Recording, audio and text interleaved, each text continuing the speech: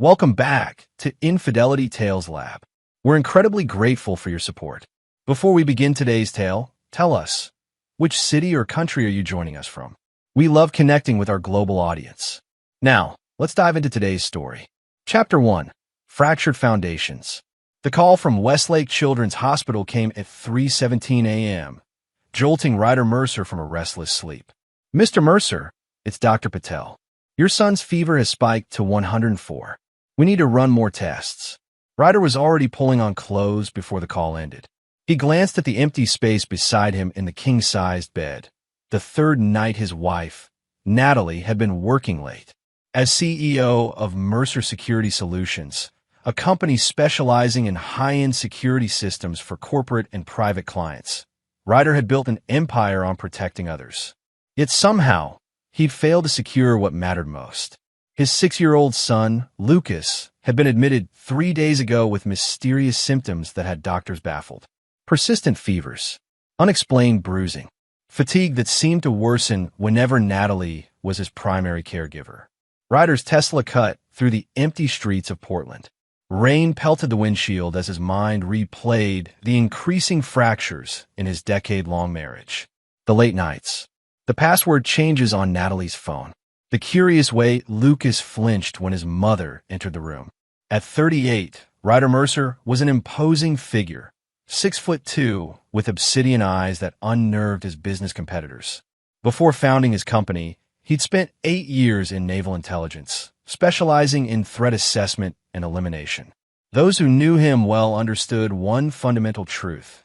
Ryder protected what was his with unwavering dedication, and he never, ever forgave betrayal. Dr. Patel met him in Lucas's room, concern etched on her face. His symptoms don't align with typical childhood illnesses, she said quietly. And there's something else. The bruising pattern, it's concerning. Concerning how? Ryder's voice was controlled, dangerous. The placement and progression suggest they might not be accidental. She hesitated. Mr. Mercer, we've initiated a standard protocol review. Hospital security has been monitoring Lucas's room when staff isn't present. Ryder's jaw tightened. You suspect abuse. It wasn't a question.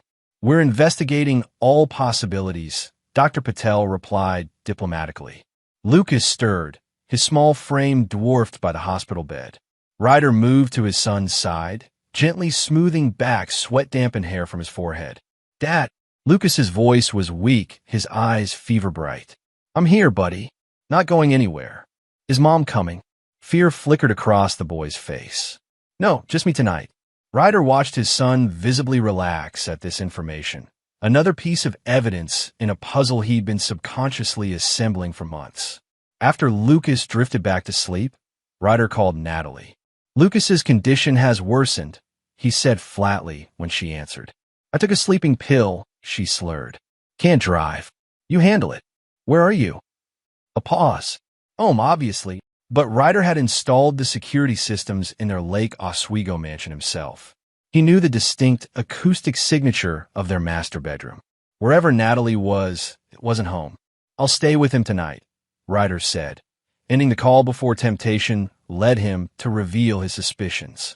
He settled into the recliner beside Lucas's bed, opening his laptop to remotely access his home security system. The footage confirmed the mansion was empty. Switching to the GPS tracker he'd recently installed in Natalie's car, a precaution born from mounting distrust, he located her vehicle parked outside a luxury apartment complex in the Pearl District. The address belonged to Harrison Vaughn, Natalie's personal trainer, a man who had been in their home countless times, who had high-fived Lucas and accepted Ryder's hospitality. Ryder closed his laptop, his expression unchanged. But inside, something cold and calculating awoke, a part of himself he'd carefully contained since leaving naval intelligence. He looked at his son's fragile form and made a silent promise. Whoever had hurt Lucas would pay. And if Natalie was involved, their betrayal would be met with a reckoning beyond imagination. As dawn broke, Nurse Amara Phillips stopped by to check Lucas's vitals. You stayed all night, she observed, her kind eyes assessing both father and son. I always will, Ryder replied. Something in his tone made Amara study him more carefully. The night shift mentioned that Lucas seems to improve when you're here and deteriorate when his mother visits. Does he? Ryder's voice was neutral, but his eyes sharpened. Just an observation, Amara said cautiously. Dr. Patel has ordered toxicology screens. We should have results soon.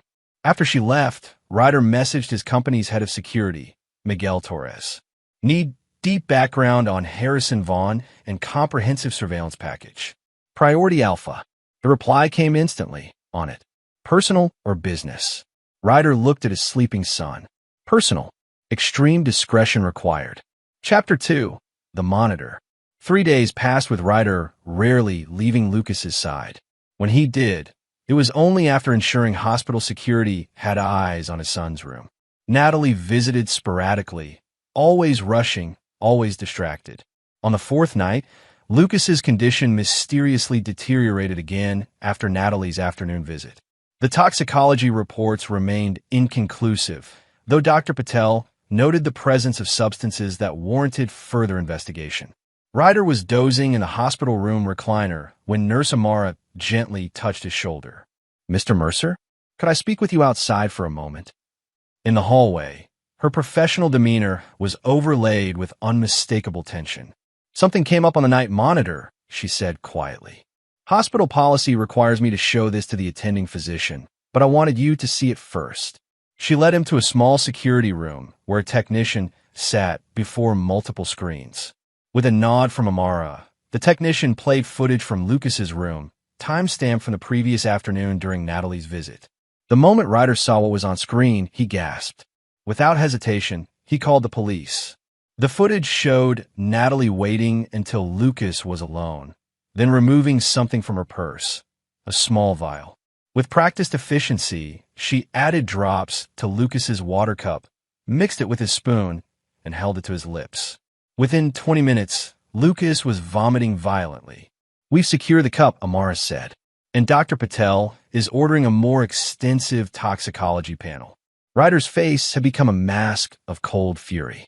How long has this been happening? We only installed the specialized monitoring yesterday, after the toxicology showed anomalies, Amara explained. But based on the pattern of his symptoms, she didn't need to finish. Munchausen syndrome by proxy, a form of abuse where a caregiver intentionally makes someone ill to gain attention or sympathy. Ryder had read case studies during his security training. Never had he imagined his own wife would be capable of such monstrosity. Detective Lorena Walsh arrived within 30 minutes. Composed and meticulous, she reviewed the footage while Ryder provided background information. We'll need to take Mrs. Mercer into custody for questioning, Detective Walsh explained. Given the evidence, we'll be pursuing charges of child endangerment and assault. She'll be returning tomorrow morning, Ryder said, his voice devoid of emotion. I'd prefer Lucas not witness her arrest.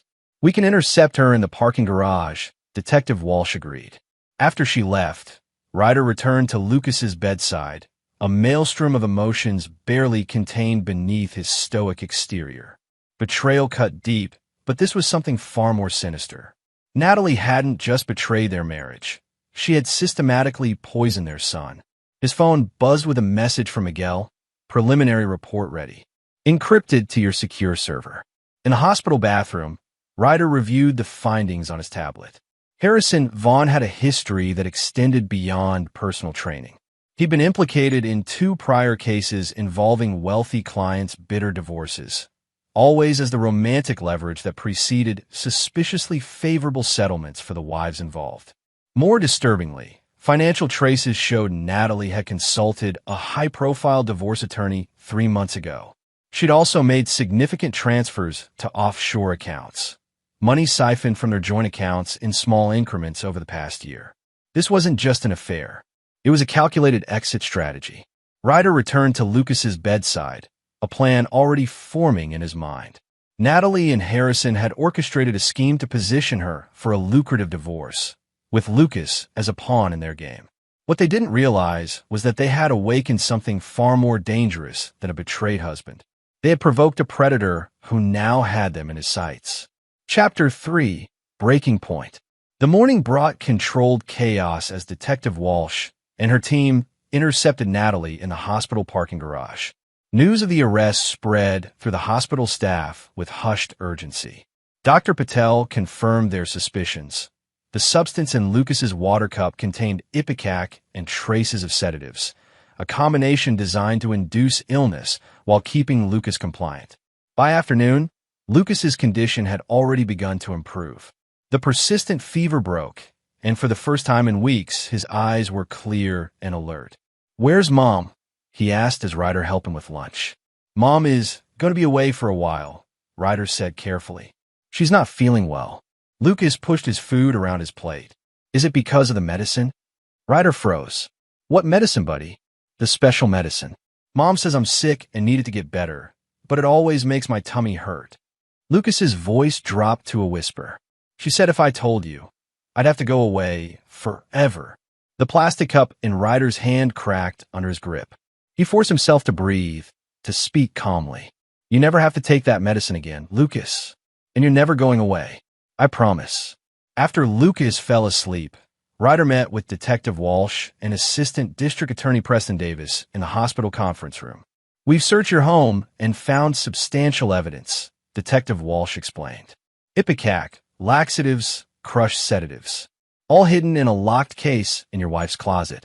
Harrison Vaughn has also been taken in for questioning," Davis added.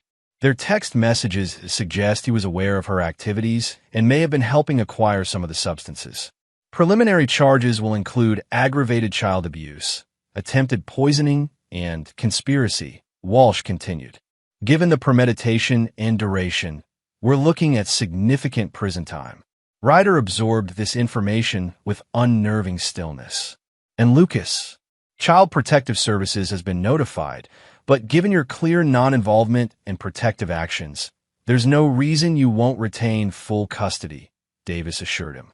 "Though Lucas will need specialized counseling." "Consider it arranged," Ryder said. "When can I take him home?" "Dr. Patel believes he'll be ready for discharge tomorrow, assuming his improvements continue," Walsh replied. "We'll need occasional follow-up interviews with both of you as the case progresses." After they left, Ryder received another encrypted message from Miguel. "Secondary target surveillance established. Irregularities in financial background suggest potential leverage points. In-person briefing recommended." Ryder's reply was immediate. "Tomorrow, 1400, office." That night, as Lucas slept peacefully for the first time in weeks, Ryder allowed himself a moment of vulnerability. He brushed his son's hair back from his forehead, rage and love warring within him. The woman he had married, the mother of his child, had systematically poisoned their son for months, perhaps longer. The depth of such betrayal was unfathomable. His phone buzzed with a notification. Natalie's attorney was requesting a meeting. "Mr. Mercer, despite these troubling allegations, my client is still your wife and Lucas's mother. She's entitled to certain considerations.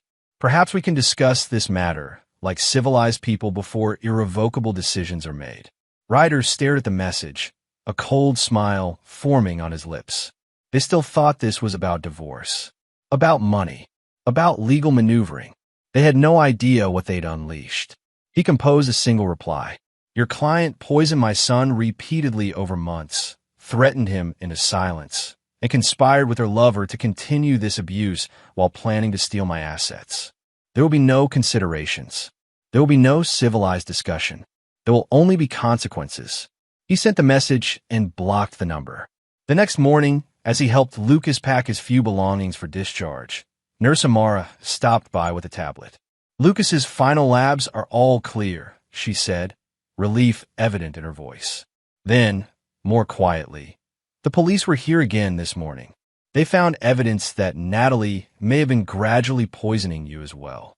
Low-level toxins in your coffee, your food."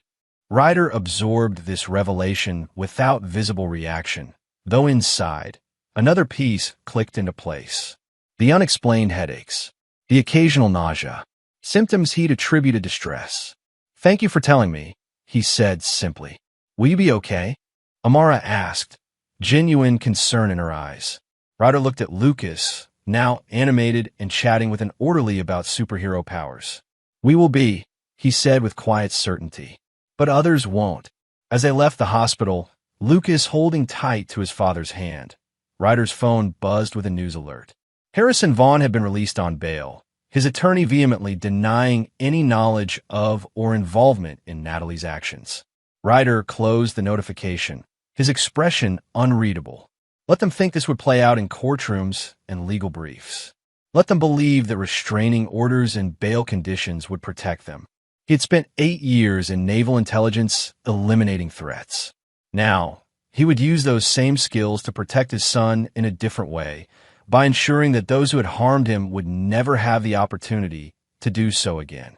The game they thought they were playing had just changed fundamentally, and they didn't even know it yet. Chapter 4: Shadows Revealed. 1 month after Lucas's discharge from the hospital, their lives had achieved a fragile new normal. Lucas attended therapy 3 times weekly, gradually processing his mother's betrayal with the help of Dr. Eliza Winters, a specialist in childhood trauma. The preliminary hearing for Natalie's case had been scheduled, with Harrison Vaughn named as a co-conspirator despite his vehement denial of involvement. Ryder had transformed the home office of their Lake Oswego mansion into what Miguel Torres privately called the War Room. Intelligence reports, surveillance photos, and financial records covered the walls behind locked doors. Lucas never entered this space. As far as he was concerned, it remained Dad's boring work office. That afternoon, Ryder sat across from Miguel in the War Room, reviewing the latest findings. Harrison Vaughn is more interesting than we initially thought, Miguel said, sliding a dossier across the desk. He's operated under 3 different names in the past decade. Each time, he gets close to wealthy women in troubled marriages, facilitates favorable divorce settlements, takes his cut, and disappears. And Natalie? She reached out to him first, not as a personal trainer, but through a particular online forum. Miguel tapped the relevant printout. A forum dedicated to discussing untraceable poisons and their effects. Ryder's expression didn't change, but something darkened in his eyes. How long ago? 14 months. Shortly after Lucas's 6th birthday. The timing aligned with Ryder's major business expansion, a period when he'd been traveling extensively, securing new contracts. He'd brought Lucas along whenever possible, turning business trips into adventures for his son. The forum messages suggest she was already planning to induce illness in both you and Lucas, Miguel continued. Vaughn appears to have specialized knowledge in this area. His previous identity was linked to a pharmaceutical research position in Argentina. And the offshore accounts. We've traced 3. Combined balance of approximately $3.7 million. Most of it transferred from your joint accounts over the past year. Ryder steepled his fingers. What about the girlfriend? Miguel hesitated before pulling out another file. Vaughn's current partner is Stephanie Russo, 28, former model, works at his fitness studio. Based on surveillance, she's fully aware of his relationship with Natalie. In fact, he slid across a photograph showing Stephanie, Harrison, and Natalie laughing together at an outdoor cafe. They're all in on it, Ryder concluded. A team operation. Gets worse, Miguel said grimly. Stephanie has been seen twice now picking up Lucas's regular babysitter, Brooke, from your neighborhood. They spend approximately 2 hours together before Stephanie drops her back off. They recruited my son's babysitter for information, Ryder mused, the pieces assembling in his analytical mind, monitoring his routines, his medications, possibly even planting devices in our home. We swept the house again yesterday, while you and Lucas were at therapy. Found 3 new listening devices in the kitchen, Lucas's bedroom, and your bathroom. Ryder absorbed this silently. What about their endgame? Natalie's facing serious charges. What were they planning? Miguel pulled out the final report. Based on fragmentary evidence from encrypted communications we've intercepted, they anticipated you'd discover the poisoning eventually. Their contingency plan involved Natalie claiming diminished capacity due to postpartum depression that never resolved. Vaughn would testify that he was trying to help her seek treatment. With her medical defense and your presumed desire to protect Lucas from a public trial, they anticipated you'd agree to a private settlement, where I'd give her half my assets to make it all go away, Ryder concluded. Approximately 60%, according to their calculations, plus ongoing support. Ryder stood, moving to the window that overlooked the manicured grounds where Lucas was playing with his new therapy dog, a gentle golden retriever named Sentinel. They miscalculated, he said softly. They assumed I'd behave like a typical wronged husband, angry but ultimately practical, willing to pay to protect my reputation and my son. That was their mistake, Miguel agreed. They didn't research your background thoroughly enough. Ryder turned, his decision made. I want complete surveillance on all 3 primary targets, plus the babysitter. Every communication, every movement. I want their routines, vulnerabilities, pressure points. Already in progress, Miguel confirmed. And the digital intrusion? Proceed as discussed. Full spectrum penetration of their devices, accounts, identities. I want to own their digital lives completely. Miguel nodded, gathering the files. What about the DA's office? They're pushing for a plea deal, saying Lucas's testimony would be too traumatic. Stall them, Ryder instructed. Tell them I'm considering all options, but require more time given the emotional impact on my son. After Miguel left, Ryder joined Lucas outside, watching his son throw a ball for Sentinel. Seeing the gradual return of joy to his face, Ryder felt the familiar cold clarity that had served him so well in naval intelligence. Natalie, Harrison, and their accomplices hadn't just betrayed him. They had tortured an innocent child for financial gain. They had inflicted lasting trauma on Lucas, trauma that would require years of healing. The legal system would not deliver appropriate justice. But Ryder would. His phone buzzed with a text from an unknown number. I know what you're planning. We should talk.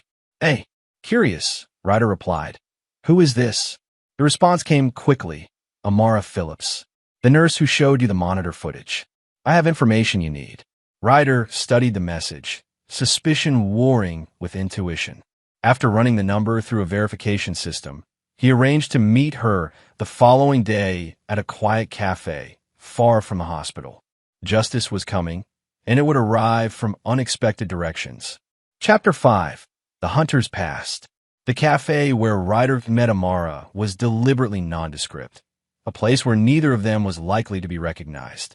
She arrived precisely on time, her hospital scrubs replaced by jeans and a simple blouse, her expression grave. Thank you for meeting me, she said, sliding into the booth across from him. Your message was intriguing, Ryder replied, studying her carefully. How did you get my personal number? I used to work for Devon Medical Research, Amara said, watching for his reaction. Before it was acquired by Mercer Securities' healthcare division. Understanding dawned in Ryder's eyes. Devon had been a specialized facility focused on counter-bioterrorism, one of his company's more classified acquisitions. You weren't just a nurse at Westlake. I'm part of their covert patient safety team, she confirmed. We monitor high-risk cases involving potential intentional harm. Your son's case triggered our protocols. And you're telling me this why? Amara leaned forward. Because Harrison Vaughn worked at Devon too, under the name Henry Vickers. He specialized in synthesizing compounds that mimic natural illnesses, untraceable in standard toxicology screens. Ryder's expression remained neutral, but his mind was racing. That's why Lucas's early tests showed nothing conclusive. Exactly. It was only when we applied Devon-level screening protocols that we detected the compounds. She paused. Vaughn was dismissed from Devon 4 years ago when his research veered into unethical applications. But he took his knowledge with him. And you're not sharing this with the police because... I already have, but there's more. Amara pulled out a small drive. Vaughn's been linked to 3 other cases involving poisoned children. In each instance, the mother was the perpetrator, charges were eventually reduced or dismissed, and substantial financial settlements followed. The pattern matches your situation perfectly. They've done this before, Ryder said softly, cold rage crystallizing within him. Successfully each time. And there's something else. Your wife consulted with the same attorney who represented the other mothers, Lawrence Winfield, meaning Winfield is part of their operation. Amara nodded. I believe so. Devon's security team has been watching Vaughn since his dismissal, concerned about his knowledge being weaponized. but we've never had enough evidence for criminal prosecution. Until now. Even now, it's complicated. These compounds are designed to metabolize quickly. The evidence from Lucas's case is stronger than previous instances, but Vaughn's lawyers will argue that Natalie acted alone and that any similarities to other cases are coincidental. Ryder pocketed the drive. Why are you really here, Amara? This goes beyond professional concern. Her composure faltered slightly. My nephew was their victim 3 years ago. Case number 2. He survived, but the psychological damage. She straightened, composure returning. Let's just say I understand if you find the legal system's approach to justice insufficient in this case. The implication was clear. She wasn't just providing information, she was providing tacit approval for whatever measures Ryder might take. I appreciate your insight, he said carefully. Rest assured, Lucas's well-being is my sole priority. Of course, she replied, equally measured. I should mention that Vaughn maintains a property in rural Washington under yet another alias. Very private, very isolated. She slid a paper with coordinates across the table. Just a point of interest. As she stood to leave, she added, Naval intelligence teaches its operatives to leave no trace, I've heard. An admirable skill in many contexts. After she departed, Ryder remained at the table, contemplating this new information. His phone buzzed with an update from Miguel. Natalie's preliminary hearing had been moved up, scheduled now, for just 2 weeks away. Her attorney was pushing for mental health evaluations, building the groundwork for a diminished capacity defense. Meanwhile, Harrison and Stephanie had been spotted meeting with the babysitter again, this time at Harrison's fitness studio after hours. Surveillance had captured partial audio, suggesting they were preparing her for potential testimony about Ryder's parenting, fabricating evidence of neglect to counter Natalie's abuse charges. The final piece fell into place. This wasn't just about money anymore. They were constructing a narrative where Natalie was the mentally fragile victim and Ryder was the true villain. A workaholic father who neglected his family and drove his wife to breakdown. With Winfield's legal expertise and Vaughn's medical knowledge, they might actually succeed. Ryder drove to his company headquarters, taking a private elevator to the secure floor that housed his most classified operations. Only 3 employees had clearance for this level, all veterans of intelligence agencies with impeccable loyalty. Sir, acknowledged Ian Keller, his head of cyber operations. We've completed the digital infiltration as requested. Full access established to all target devices and accounts. Show me, Ryder instructed. On the main screen, Diane displayed a comprehensive surveillance dashboard. Text messages, emails, GPS locations, audio and video feed from compromised devices, a complete digital invasion of the conspirators' lives. We've also located their operational communications, Diane continued, bringing up an encrypted messaging platform. They're using a supposedly secure service, but we've established backdoor access. Ryder reviewed the most recent exchanges, his suspicions confirmed. The group's communications detailed contingency plans, coach testimony, and explicit discussions of how to manipulate Lucas's potential statements if he were called to testify. One message from Harrison to Natalie particularly caught his attention. If pressure builds, remember our insurance policy. Ours naval work included actions that would destroy him if exposed. The files are where we discussed. Last resort only. Insurance policy? Ryder questioned. We're still working on that reference, Diane admitted. But we've located a secured cloud storage account referenced elsewhere in their communications. Decryption is in progress. Ryder nodded, pieces falling into place. During his naval intelligence years, he'd led several classified operations, missions that existed in the gray areas of international law. While all had been sanctioned by proper authorities, the public presentation of selected details could be devastating both personally and professionally. Time to activate Phase 2, he decided, turning to the third person in the room, Alexander Reed, former psychological operations specialist. The profiles are ready, Alexander confirmed. Based on comprehensive psychological assessments, we've identified optimal pressure points for each target.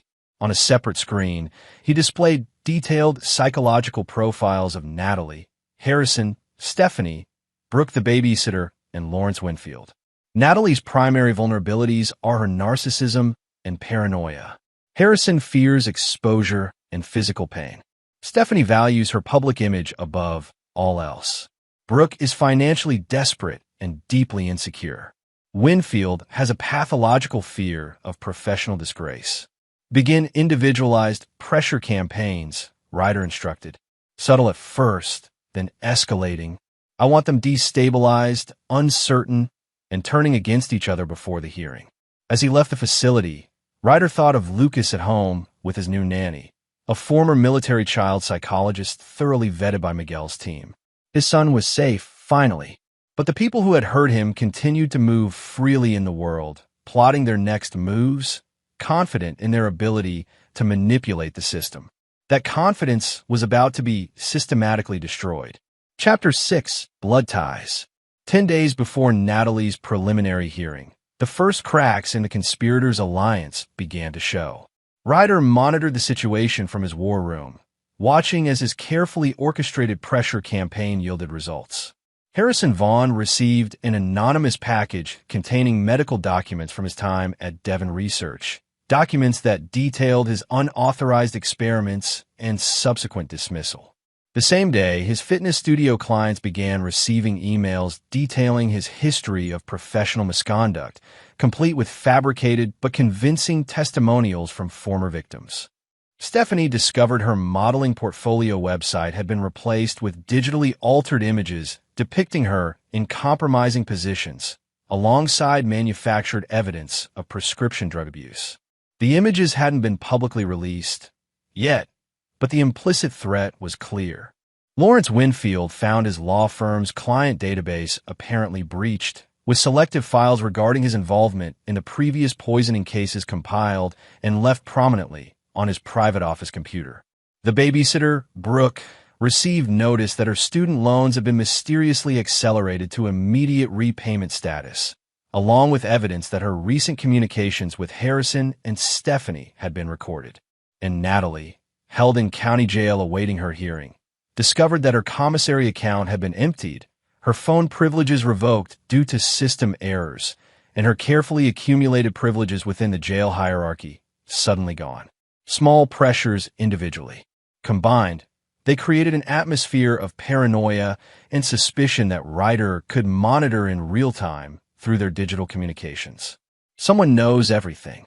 We need to meet. Harrison. Not possible until hearing. Who have you told about our arrangement? Natalie. No one. This has to be from your end. Harrison. My entire career is at stake. If this exposure is traced to your incompetence. Winfield. Watching their increasing panic, Ryder allowed himself a small, cold smile. Phase 2 was proceeding exactly as designed. The door to the war room opened, and Miguel entered with a tablet. We've decrypted the insurance policy files, he reported. They managed to obtain classified reports from 2 of your naval intelligence operations, the Ankara extraction and the Caracas infiltration. Ryder examined the files. Selectively edited, they painted his actions as rogue operations rather than sanctioned missions. A skilled attorney like Winfield could use them to create reasonable doubt about Ryder's character, potentially undermining the case against Natalie. How did they obtain these? Ryder asked, though he already suspected the answer. We traced the access to Commander Philip Whalen, Miguel confirmed. Your former superior officer. Another betrayal from a man Ryder had once respected. The revelation should have hurt, but Ryder felt only a detached recognition of another target identified.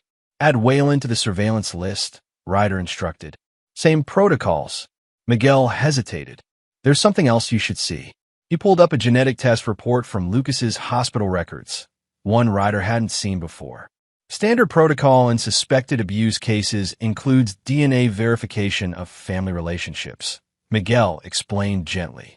Dr. Patel ordered this test, but the results were only recently finalized. Ryder stared at the screen, the implications clear. According to the genetic markers, Lucas was not his biological son. For a moment, the room seemed to tilt. In all his calculations, all his intelligence gathering, this possibility had never occurred to him. Lucas, the center of his world, the child he had raised and loved for 7 years, carried another man's DNA? The timing suggests conception would have been during your deployment to the UE, Miguel said quietly.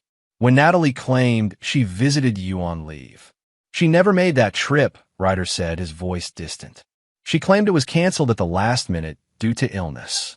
Based on genetic markers, we believe Harrison Vaughn is the biological father, Miguel continued. This suggests their relationship predates your awareness by several years. The revelation should have diminished Ryder's resolve, should have made him question his vendetta. Instead, it crystallized his determination to a diamond-hard clarity. Lucas is my son, he said finally, with absolute conviction. Biology is irrelevant. I've been his father in every way that matters since the day he was born. Miguel nodded, relief visible in his eyes. I hoped you'd see it that way. But this does change the operational parameters, Ryder continued, his tactical mind already adapting. Their conspiracy is more extensive and long-term than we realized. And it means Harrison's investment in this situation is deeper than financial gain. You think he wants custody of Lucas? I think he wants to destroy me completely, Ryder corrected. Financial ruin, professional disgrace. And taking my son would accomplish that. The question is whether Natalie has always been his partner in this, or if she was initially his victim who became an accomplice. New intelligence suggested the latter. Surveillance had captured a conversation between Harrison and Stephanie discussing how they had turned Natalie years ago, manipulating her insecurities and gradually drawing her into their scheme. Ryder adjusted his plans accordingly. Natalie remained culpable for her actions, the poisoning, the threats, the abuse, but her role in a larger conspiracy might be as much pawn as queen.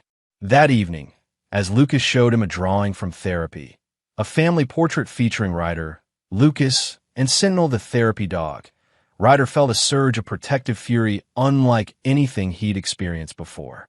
Is this our family now, Dad? Lucas asked, pointing to the drawing. Yes, buddy. This is our family. I don't miss Mom, Lucas confessed in a small voice. Is that bad? Ryder pulled his son close. You feel what you feel, Lucas. There's no wrong way to feel. After Lucas was asleep, Ryder received an encrypted message from Amara. Vaughn accessed hospital records remotely today. Search for Lucas's genetic testing. He knows the results. Be vigilant. The final piece locked into place.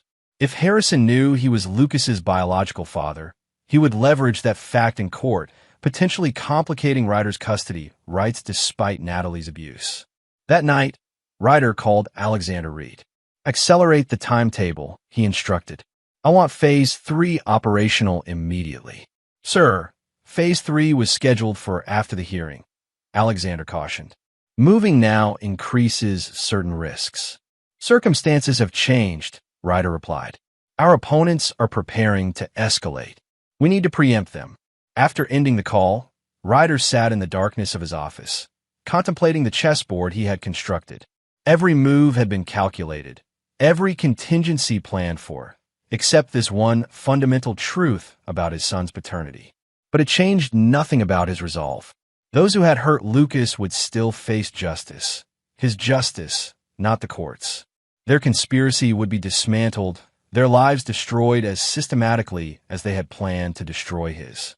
The fact that Harrison was Lucas's biological father only meant his punishment would be that much more exquisite. Ryder opened his laptop and began typing instructions for Phase 3, the endgame. Chapter 7, Calculated Pain. 5 days before Natalie's preliminary hearing, Harrison Vaughn disappeared. He left his fitness studio at 9:17 p.m. after a late consultation, walked to his Tesla in the underground parking garage, and vanished. Security cameras showed him entering the garage but never leaving. His car remained in its parking space, keys still in the ignition. The police investigation revealed nothing. No signs of struggle. No witnesses. Nothing on the garage cameras except an 18-second loop of empty footage. A professional's touch that Detective Walsh noted with concern when she called Ryder the next morning. Mr. Mercer, I'm obligated to inform you that Harrison Vaughn has gone missing, she said carefully. Given his connection to your wife's case, I need to ask, do you have any information about his whereabouts? None whatsoever, Ryder replied truthfully. Though I can't say I'm devastated by the news. I understand your feelings, but I should warn you. You'll be a person of interest in this investigation. Of course, Ryder agreed. I'm happy to cooperate fully. My company's security team can provide comprehensive documentation of my whereabouts for the past week. After ending the call, Ryder checked the encrypted feed from a warehouse his company owned under a shell corporation in industrial Northwest Portland. In a soundproofed room, Harrison Vaughn sat handcuffed to a metal chair, monitored by Alexander Reed and two of Ryder's most trusted security specialists. Phase 3 was underway. That evening, after ensuring Lucas was settled with his nanny, Ryder drove to the warehouse. Harrison looked up as Ryder entered, fear warring with defiance in his eyes. I wondered when you'd show, Harrison said, attempting bravado. You realize kidnapping carries a steeper sentence than anything Natalie's charged with. Ryder placed a tablet on the table between them, displaying the evidence of Harrison's previous poisoning conspiracies. 3 children before Lucas, Ryder said conversationally. All poisoned under your guidance. All suffering lasting psychological damage. You can't prove any of that. I already have. Ryder pulled up documentation of financial transfers, text messages, medical records. The question isn't whether you'll be convicted, Harrison. It's whether they'll find enough of your body to bury. Fear flickered across Harrison's face, quickly suppressed. Killing me won't solve anything. I'm Lucas's biological father. DNA tests confirm it. Biology doesn't make you a father, Ryder replied, his voice deadly quiet. I've been there for every nightmare, every triumph, every skinned knee and bedtime story. You're nothing but a DNA donor who later conspired to poison my son. Our son, Harrison corrected, a fatal miscalculation. Ryder smiled, a predator smile that drained the blood from Harrison's face. Let me be clear, Ryder said softly. I'm not here to kill you. Death would be too merciful. He nodded to Alexander, who opened a case containing medical equipment. You poisoned my son slowly, systematically, over months, Ryder continued. Now you'll experience those same symptoms, accelerated but identical. Every pain Lucas felt, you'll feel. Every terror he experienced, you'll know. You won't get away with this, Harrison whispered. I already have. Ryder showed him live feeds of the police investigation, the media coverage of his disappearance. While you're here experiencing Lucas's suffering, your life is being systematically dismantled. Your assets frozen. Your reputation destroyed. Your past crimes exposed. Over the next 72 hours, Harrison received carefully calibrated doses of the same compounds he had provided to Natalie for Lucas. He experienced the nausea, the fever, the pain, all under careful medical supervision that ensured he suffered without risk of death. Meanwhile, the other conspirators began to unravel. Stephanie, panicked by Harrison's disappearance and the escalating attacks on her reputation, attempted to flee to Mexico, but was detained at the airport when anonymous tips led TSA agents to discover falsified travel documents in her luggage. Lawrence Winfield withdrew as Natalie's attorney after receiving evidence packages linking him to the previous poisoning cases, his professional self-preservation overriding any loyalty to the conspiracy. Commander Whalen, confronted with evidence of his unauthorized sharing of classified materials, took early retirement and disappeared to a remote property in Montana, effectively removing himself as a potential witness. The babysitter, Brooke, crumbled under the financial pressure and approached Detective Walsh, offering a complete confession in exchange for immunity, detailing how she had been recruited to spy on Ryder and Lucas and to plant listening devices in their home. Natalie, isolated in jail and increasingly desperate as her support system collapsed, began sending frantic messages to anyone who would listen, her carefully constructed facade of mental instability giving way to revealing rage and accusations. On the eve of what would have been her preliminary hearing, Ryder visited her in jail. She looked diminished, her designer clothes replaced by an orange jumpsuit, her carefully maintained appearance showing the strain of confinement. "You," she spat when he entered the visitation room. "What have you done to Harrison?" "Nothing compared to what you did to Lucas," Ryder replied calmly, taking the seat across from her. It was Harrison's idea, she said quickly. He convinced me Lucas needed medical attention. I never meant to hurt him. You threatened our son into silence while poisoning him for months, Ryder reminded her, his voice devoid of emotion. You told him he'd be taken away, forever, if he told me about the special medicine you forced him to take. Natalie's composure cracked. You weren't supposed to find out. The hospital monitoring was unexpected. We just needed Lucas sick enough to sell the neglectful father narrative for the divorce. And the attempt to poison me? Her eyes widened in genuine surprise. What? The toxins in my food and coffee, Ryder clarified. Was that also Harrison's idea, or your own initiative? I didn't, she stopped, understanding dawning. He said it was just to make you distracted, more prone to mistakes during the divorce. Low doses, nothing permanent. The same lie he told the other mothers, I imagine, Ryder observed, before they all took the fall while he walked away with his share of the proceeds. Natalie's face drained of color. What do you mean, other mothers? Ryder showed her the evidence of Harrison's previous schemes, watching as the last of her defiance collapsed in a horrified comprehension. You were never special, Natalie. You were just the latest mark in his ongoing operation. He's Lucas's biological father from your affair 7 years ago, which means this has been a long-term plan. Get you to poison your own child and take the fall while he collects his percentage of my assets. No, she whispered. He loves me. We were going to be together after I was financially ruined and you had custody of Lucas. Ryder finished. Tell me, in this fantasy future, was Lucas going to continue being mysteriously ill to maintain your narrative, or was he miraculously going to recover once Harrison moved in? Tears streamed down Natalie's face as the full scope of her manipulation became clear. The DA is offering a plea deal, Ryder continued dispassionately. 20 years with possibility of parole after 12.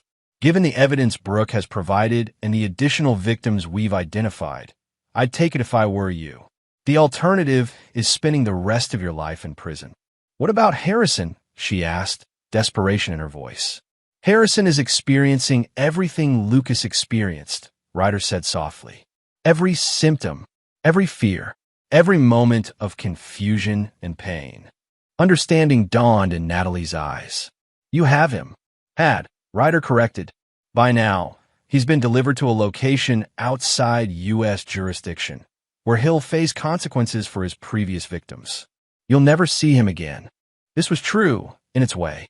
After 72 hours of experiencing Lucas's suffering, Harrison had been sedated and transported to a black site medical facility owned by one of Ryder's international subsidiaries, a place where he would continue to receive just enough care to keep him alive while experiencing the lasting effects of the poisons he had designed. You've destroyed everything, Natalie whispered. No, Ryder corrected her. You did that the first time you made our son swallow poison for your financial gain. He stood to leave, then paused. One more thing. Lucas asked me to give you a message. Hope flickered briefly in Natalie's eyes. He said to tell you that he's not afraid anymore. That Sentinel keeps the bad dreams away. Ryder's expression remained impassive. That's his therapy dog, the one who sleeps at the foot of his bed now, keeping him safe from the monster who poisoned him. Natalie broke then, collapsing into sobs as the full weight of what she had done and what she had lost finally registered. Ryder walked out without looking back, leaving behind the woman he had once loved and the life they had shared. The divorce papers would be filed tomorrow, the custody arrangements already settled given Natalie's criminal charges. Lucas was safe. The conspiracy was dismantled.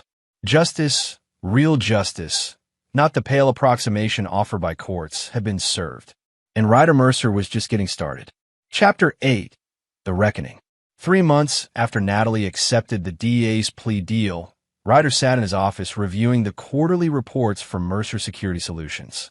The company had not only survived the scandal surrounding his family, but had thrived, with Ryder's transparent handling of the situation and unwavering focus on Lucas's recovery, earning unexpected public sympathy.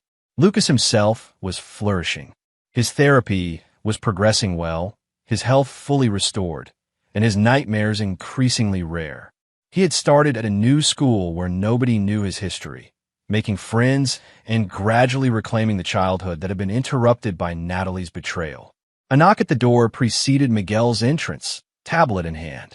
"Final update on the secondary targets," he reported. Stephanie took the plea deal, 5 years for conspiracy and obstruction.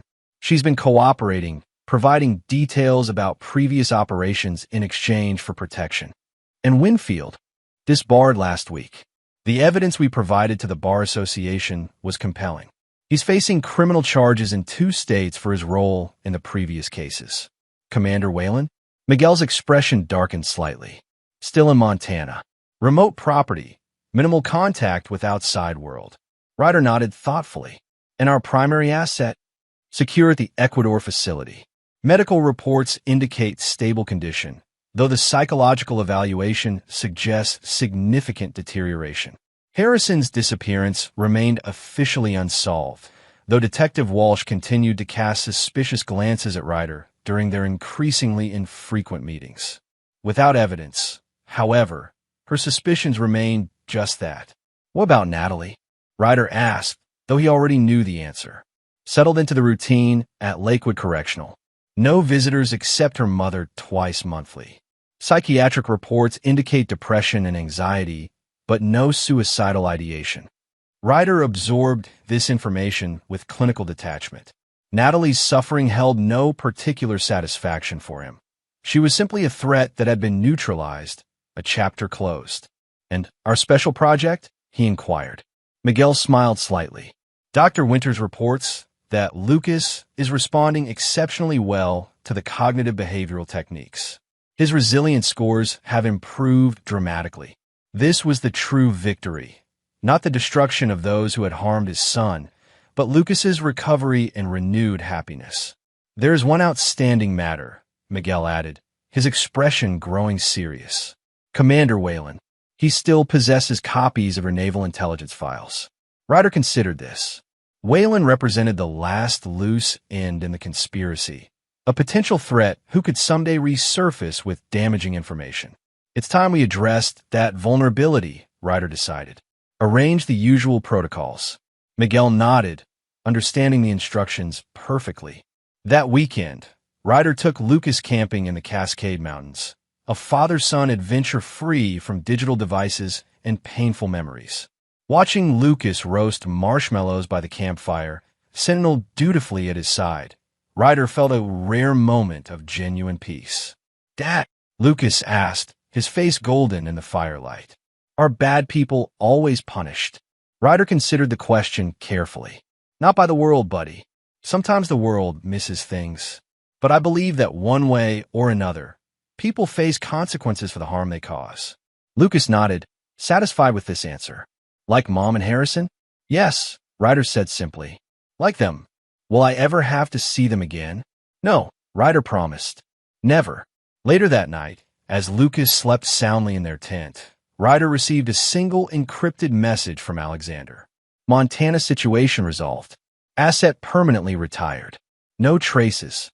Commander Whalen's hunting accident would make brief local news the following week, then be forgotten. A tragedy, but not a mystery. The classified files in his possession would be discovered to have been destroyed in a house fire weeks earlier, leaving no evidence of their contents. The circle of retribution was nearly complete. 3 days later, Ryder visited a private medical facility in Quito, Ecuador, accessible only via his company's private jet. The facility director, Dr. Marquez, greeted him personally. "Mr. Mercer, always an honor. The patient has been prepared as requested." Harrison Vaughn, now known only as Patient 47, sat in a wheelchair in a sterile white room, his once athletic frame wasted, his eyes vacant. The carefully calibrated compounds he had created for torturing children had taken their toll on his own body and mind, administered in controlled doses that ensured suffering without release. He experiences periods of lucidity, Dr. Marquez explained clinically, usually accompanied by extreme distress as he remembers his circumstances. Ryder approached Harrison, whose eyes briefly focused, recognition and terror flashing across his gaunt face. "Please," Harrison whispered, his voice cracked from disuse. "Kill me. No, Ryder replied simply. You'll live a long life here, Harrison, experiencing every symptom, every pain you designed for innocent children. The medical team has orders to keep you alive and cognitively aware enough to understand why this is happening. Mercy, Harrison pleaded. Did you show mercy to Lucas? Ryder asked. To the other children? Harrison's eyes filled with tears. He's my son. No, Ryder corrected him. He's mine, and you'll never see him again. As Harrison began to sob, Ryder turned to Dr. Marquez. Continue the established protocol. I want monthly reports on his condition. Of course, Mr. Mercer. Outside the facility, Ryder breathed in the mountain air, letting go of the cold rage that had driven him for months. Justice had been served. Not the imperfect justice of courts and prisons, but the absolute justice of a father protecting his child. His phone buzzed with a message from Lucas's new nanny, a photo of Lucas and Sentinel playing in the backyard, both looking happy and carefree. For the first time since discovering the hospital monitor footage, Ryder smiled genuinely. The past couldn't be changed, but the future remained unwritten, and he would ensure Lucas's future contained only happiness and security, protected by a father who would stop at nothing to keep him safe. Chapter 9. No Mercy. 2 years passed, bringing healing and new beginnings. Lucas, now 9, had blossomed into a confident, happy child whose trauma showed itself only occasionally in nightmares or moments of unexpected anxiety. Regular therapy with Dr. Winters continued, now reduced to monthly check-ins, and Sentinel remained his constant companion.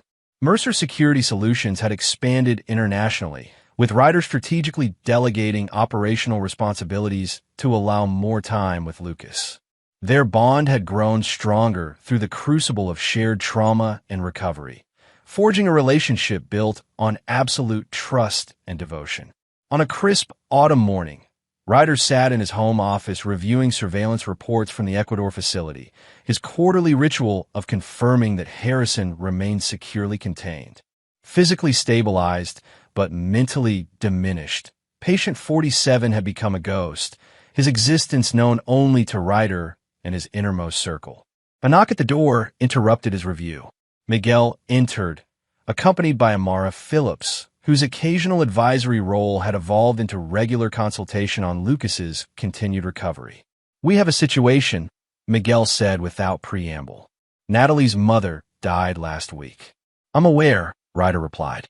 The mother's passing had been noted in his regular surveillance of anything connected to Natalie, though he deemed it irrelevant. There's more, Amara continued. Natalie has requested compassionate leave to attend the funeral tomorrow.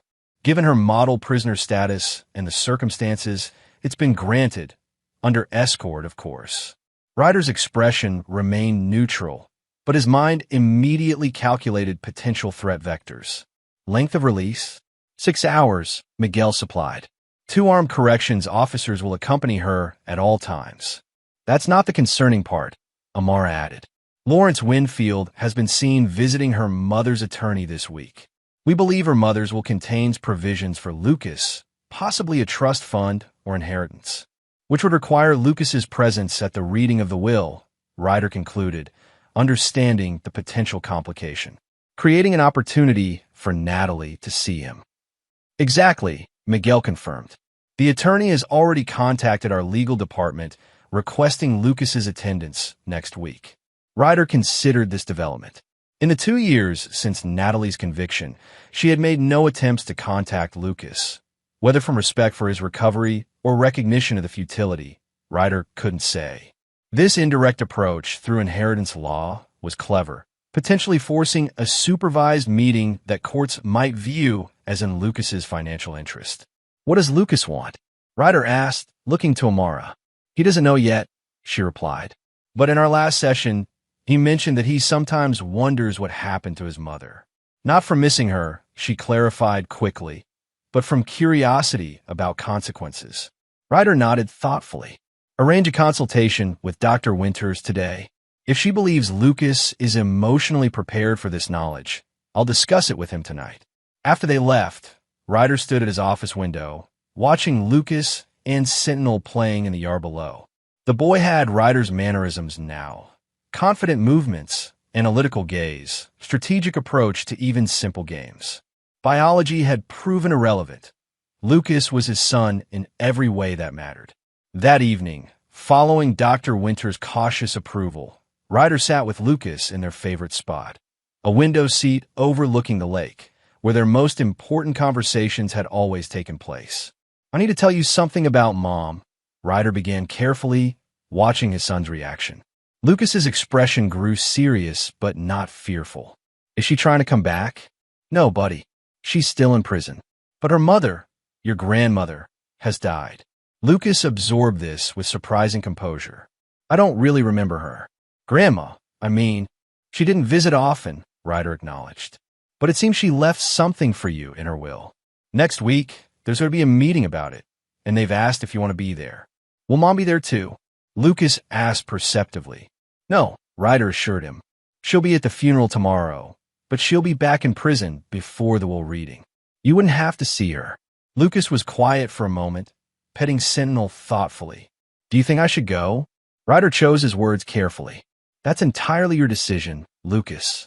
If you're curious about what your grandmother left you, we can go together. If you're not comfortable, our lawyers can handle everything." "Would you be disappointed if I wanted to go?" Lucas asked, his insightfulness sometimes startling Ryder. "Never," Ryder assured him. "I want you to make choices that feel right to you." Lucas nodded, decision made. "I want to go, not for the money or whatever it is, but because—" He paused, organizing his thoughts with characteristic precision. "Because I want to show myself that I'm not afraid anymore, that she doesn't have power over me." Pride surged through Ryder, pride at his son's courage and perspective. "Then we'll go together, always together." The following day, while Natalie attended her mother's funeral across town, Ryder received an unexpected call from Detective Walsh. "Mr. Mercer," she began without pleasantries, "I wanted you to hear this from me. We received a letter that you should be aware of." "A letter? From Harrison Vaughn?" Ryder's blood ran cold. "That's impossible." "Apparently not," Walsh replied grimly. "Postmarked from Ecuador last week. It contains detailed allegations about his abduction and ongoing captivity, naming you as responsible." Ryder's mind raced through contingencies. The Ecuador facility was impenetrable, its staff beyond reproach. The letter had to be fabricated or sent by an accomplice. "Detective," he said calmly, "Harrison Vaughn disappeared 2 years ago. I've cooperated fully with your investigation. This is clearly a hoax." "That's what I initially thought," Walsh acknowledged. "But the letter contains details only Vaughn would know, including conversations between the two of you that were never documented in our investigation." "Suggesting what exactly?" Ryder asked, buying time while messaging Miguel to initiate emergency protocols. "I'm not suggesting anything officially," Walsh said carefully. "But unofficially, I've always had questions about Vaughn's disappearance. This letter raises new ones. Have you verified its authenticity?" "We're working on that," Walsh replied. "I thought you deserved to know this development, given your history." After ending the call, Ryder immediately contacted the Ecuador facility. Dr. Marquez confirmed that patient 47 was secure, heavily sedated, and had no access to communication devices or writing materials. "Have there been any staff changes or security breaches?" Ryder demanded. "None, Mr. Mercer. Our protocols remain airtight." A second message from Miguel provided the likely explanation. Stephanie Russo was released to halfway house 3 weeks ago. Limited communications restored. Potential source identified. Pieces fell into place. Stephanie, Harrison's former partner, must have fabricated the letter using details Harrison had shared before his disappearance. Her early release, unexpected but not impossible given overcrowding and her cooperation, had created an unforeseen vulnerability. Ryder immediately activated countermeasures. By evening, Stephanie had been located at her halfway house in Seattle, her communications monitored, her movements tracked. Simultaneously, digital evidence began appearing in law enforcement databases, suggesting Harrison had fled to South America voluntarily, supported by fabricated border-crossing records and financial transactions. The following morning, Detective Walsh called again. "The letter has been determined to be fraudulent," she reported, professional but clearly frustrated. Forensic analysis indicates it wasn't written by Vaughn. We've identified Stephanie Russo as the likely author. I'm relieved this distraction has been resolved, Ryder replied evenly. Lucas and I have worked hard to move forward. Of course, Walsh acknowledged. Though I find the timing interesting, coming just as Natalie receives her first temporary release. Detective, Ryder said with genuine respect. You've always been extremely thorough. I appreciate that. But this chapter of our lives is closed. After ending the call, Ryder met with Miguel and Alexander in the secure room beneath his home, a space unknown even to Lucas. Stephanie remains a liability, Alexander assessed, as does Detective Walsh's continued interest. Walsh is doing her job, Ryder noted. Her suspicions are contained by lack of evidence. And Stephanie? Miguel pressed. Limited options given her supervised release, Ryder mused. But her attempt to resurrect this investigation cannot go unanswered. The following week, on the day of the will reading, Ryder and Lucas arrived at the attorney's office to find a tense atmosphere. Lawrence Winfield was present, disbarred but acting as family friend to Natalie's mother's estate. His eyes widened slightly at the sight of Lucas, noting as everyone did how much the boy resembled Ryder despite their lack of biological connection. The will reading proceeded uneventfully. Natalie's mother had indeed established a trust fund for Lucas, accessible upon his 21st birthday or college enrollment, whichever came first. The amount was substantial, but not life-changing. A grandmother's attempt at amends, perhaps. As they prepared to leave, Winfield approached them, his former arrogance replaced by careful deference. Mr. Mercer, might I have a word? Ryder nodded to Lucas to wait by the door, within sight but out of earshot. Make it brief, Ryder instructed. Natalie asked me to give you a message, Winfield said quietly. She wants to apologize to Lucas. Not now, not soon, but someday. When he's ready. That's not going to happen, Ryder replied without hesitation. She's his mother. She forfeited that title when she poisoned him repeatedly over months, Ryder interrupted, his voice deadly quiet. When she threatened him in his silence and conspired with others to continue his suffering. People change, Winfield persisted. Prison has transformed her. She understands what she did was unforgivable, but you're right about one thing, Ryder cut in. It was unforgivable, and it remains unforgiven. Winfield seemed to deflate. I promised her I would try. Consider your promise fulfilled, Ryder replied coldly. And consider this your only warning. Any further attempts to contact Lucas will be met with consequences you cannot imagine. As they left the office, Lucas looked up at his father. What did that man want? To deliver a message that doesn't matter, Ryder answered truthfully. Are you okay? Lucas nodded, surprising Ryder with a small smile. I feel good, actually, like we closed the door. That evening, as Lucas slept peacefully, Ryder received confirmation that Stephanie Russo had suffered a medical emergency at her halfway house, a severe allergic reaction that had required hospitalization. Though she would recover, the incident had triggered a review of her release conditions, with likely return to full incarceration pending investigation of the fraudulent letter. Detective Walsh called one final time, her tone resigned. Stephanie Russo has confessed to writing the letter, she reported. Claims Harrison contacted her from South America, asking her to create confusion ahead of some planned return. We're investigating the communication channels, but it appears to be via third parties. I hope you find him, Ryder said sincerely, for everyone's peace of mind. After ending the call, Ryder sat in his darkened office, considering the chessboard he had constructed and maintained for 2 years. Each potential threat had been neutralized, each loose end tied, each betrayer punished according to their crimes. Natalie would serve her full sentence, her pleas for forgiveness or contact falling on deaf ears. Harrison would remain in his private hell, experiencing daily the suffering he had designed for innocent children. Stephanie, Winfield, and the others would live with the consequences of their choices, their lives diminished beyond recovery.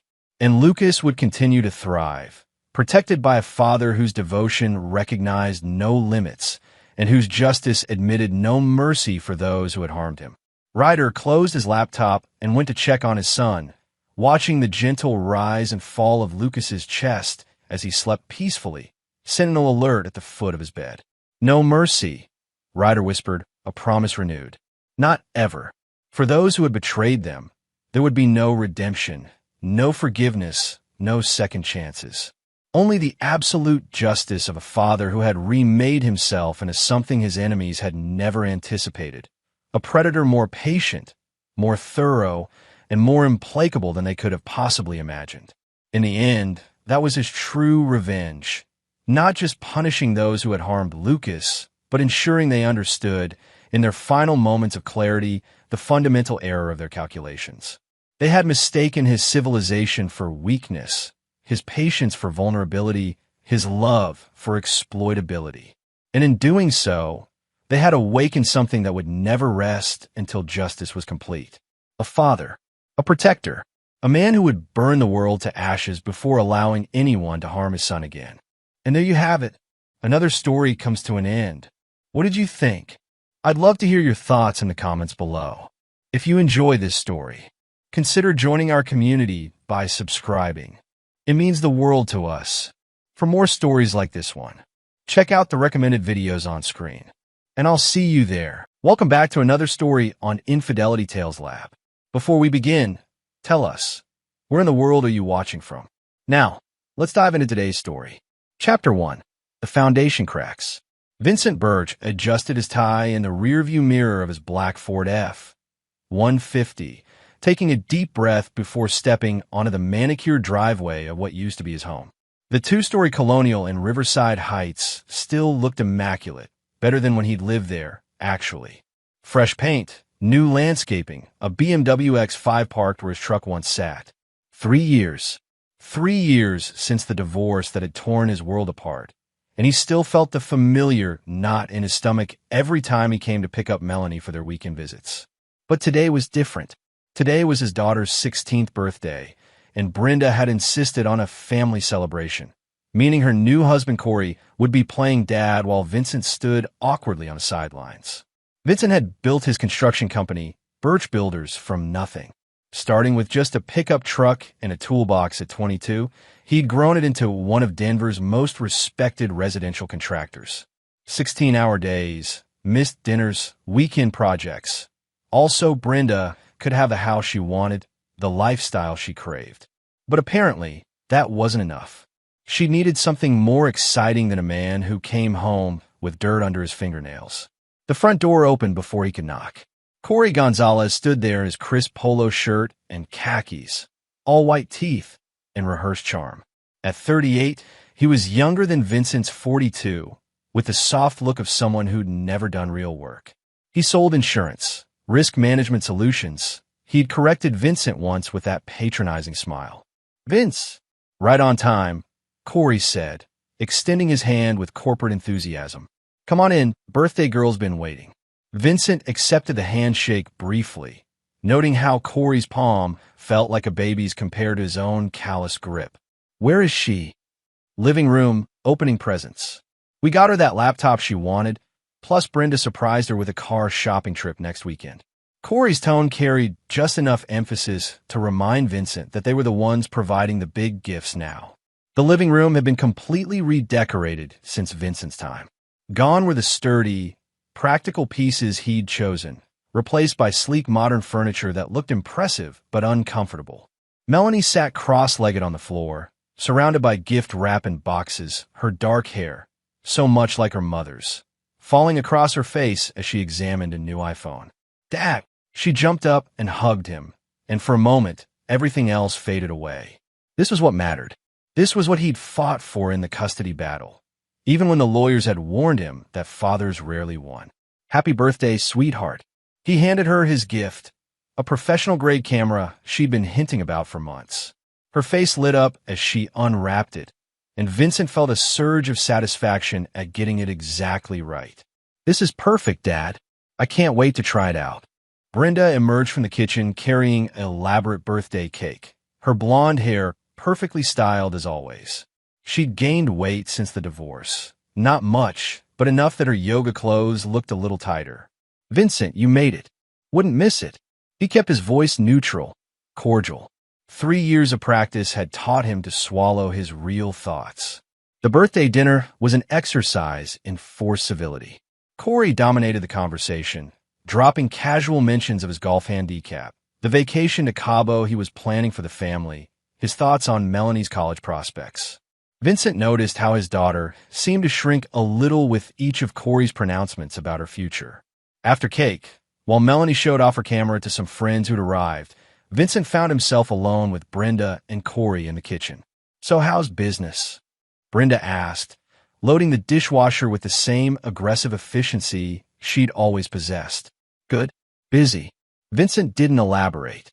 The truth was, Birch Builders was thriving. The recession had culled the weak competitors, and Vincent's reputation for quality work had kept him booked solid. He'd even been featured in Denver Home and Garden last month, though he doubted Brenda had seen it. "That's great to hear," Corey chimed in. "Economic uncertainty makes people value stability, you know?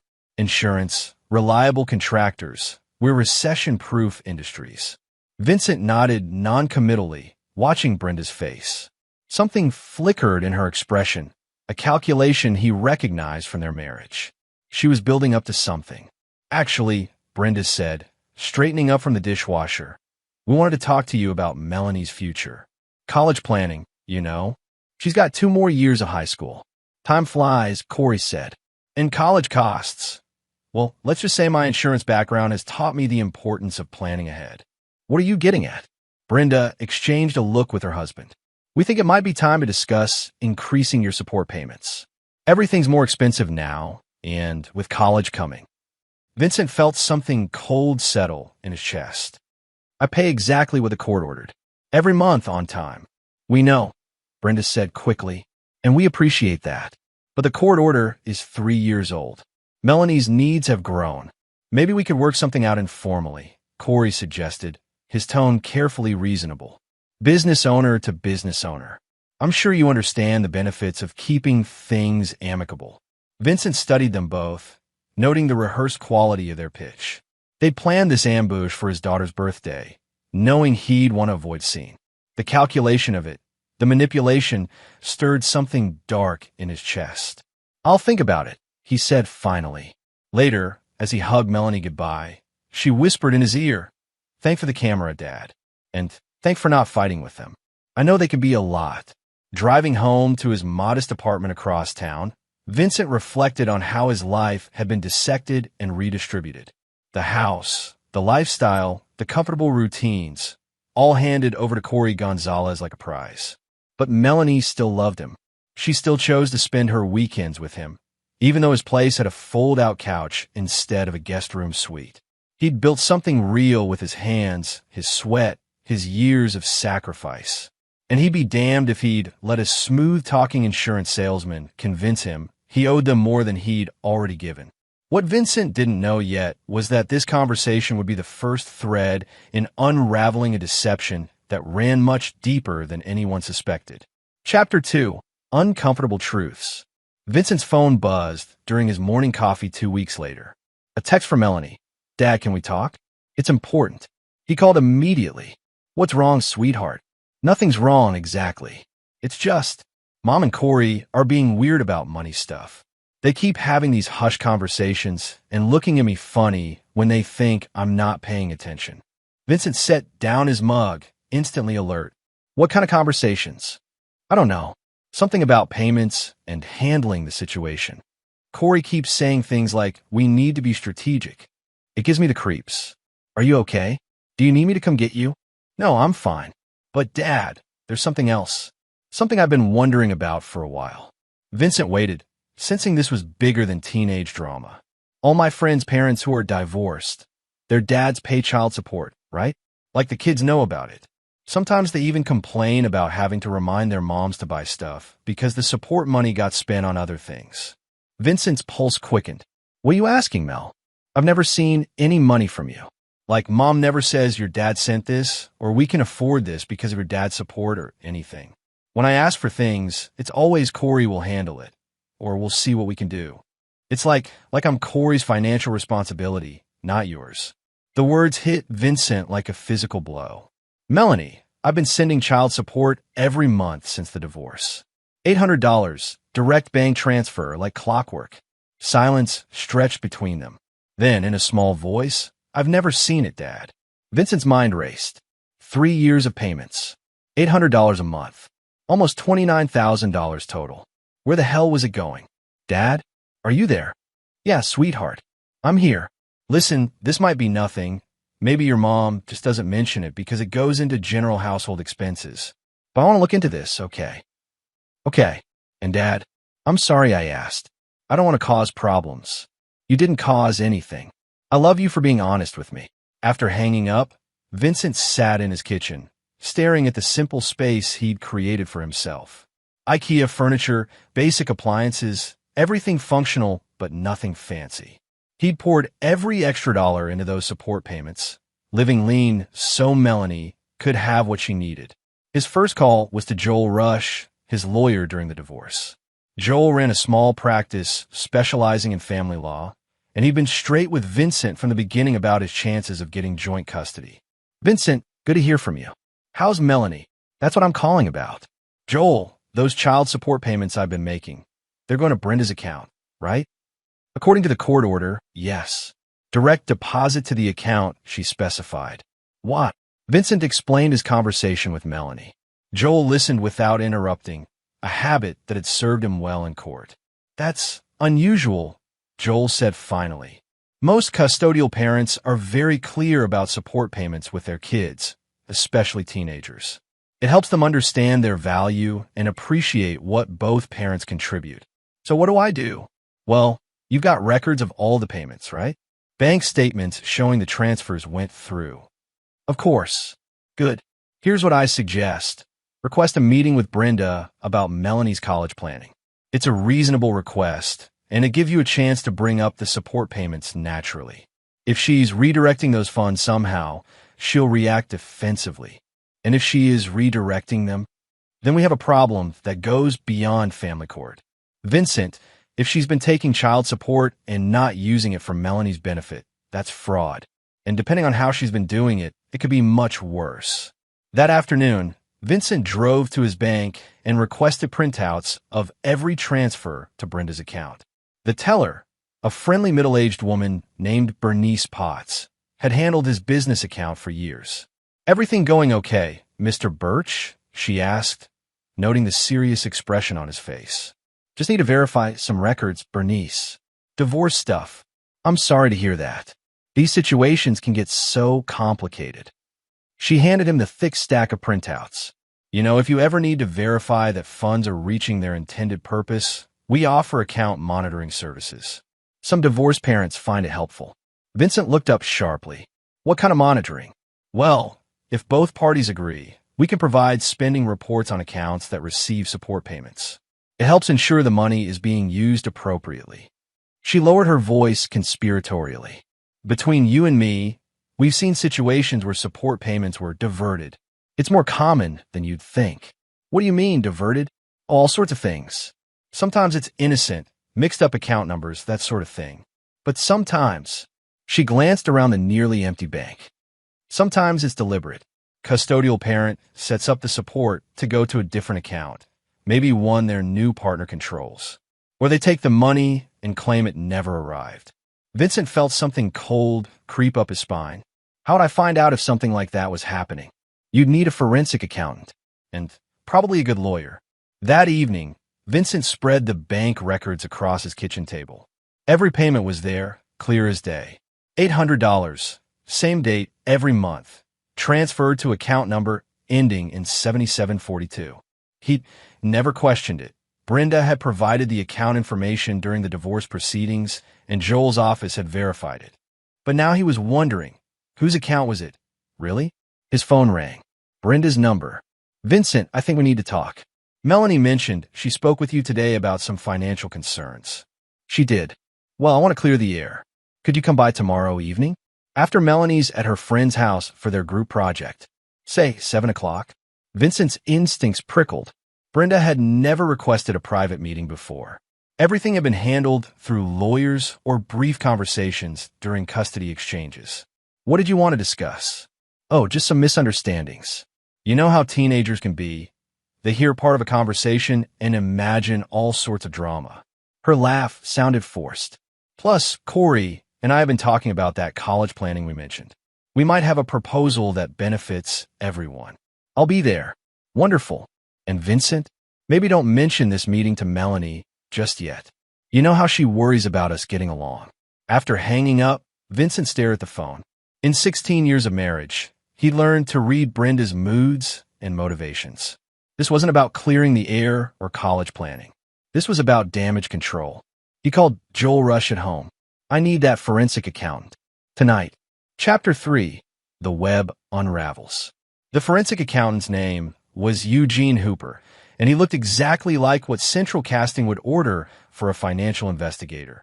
Thin, precise, with wire-rimmed glasses and the pallor of someone who spent his life examining spreadsheets under fluorescent lights. But Joel swore by him, and by 10 the next morning, Eugene was sitting in Vincent's apartment kitchen, laptop open, surrounded by bank statements and legal documents.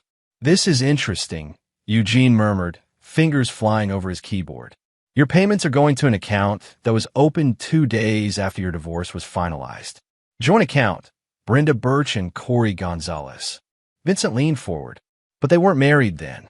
Corey wasn't even in the picture yet, officially. Officially being the operative word. Eugene adjusted his glasses. "Vincent, I've been doing this for 12 years. I've seen every variation of financial infidelity you can imagine. What you've described, child support payments disappearing, the custodial parent claiming ignorance, it's a classic pattern." "Meaning what?"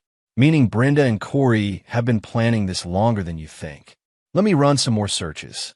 Eugene's fingers danced across the keyboard with surgical precision. Vincent watched, fascinated and horrified, as his life was reduced to data points and transaction histories. "Here we go," Eugene said after 20 minutes. "Corey Gonzalez has been quite busy. He opened a business account 6 months before your divorce was final. Mountain View Risk Solutions, that's his insurance agency. But look at this." He turned the laptop screen toward Vincent. Highlighted in yellow were regular deposits into Corey's business account. $800 a month, dating back to Vincent's first support payment. "Son of a bitch," Vincent breathed. "He's been stealing my child support. It gets worse." Eugene clicked to another screen.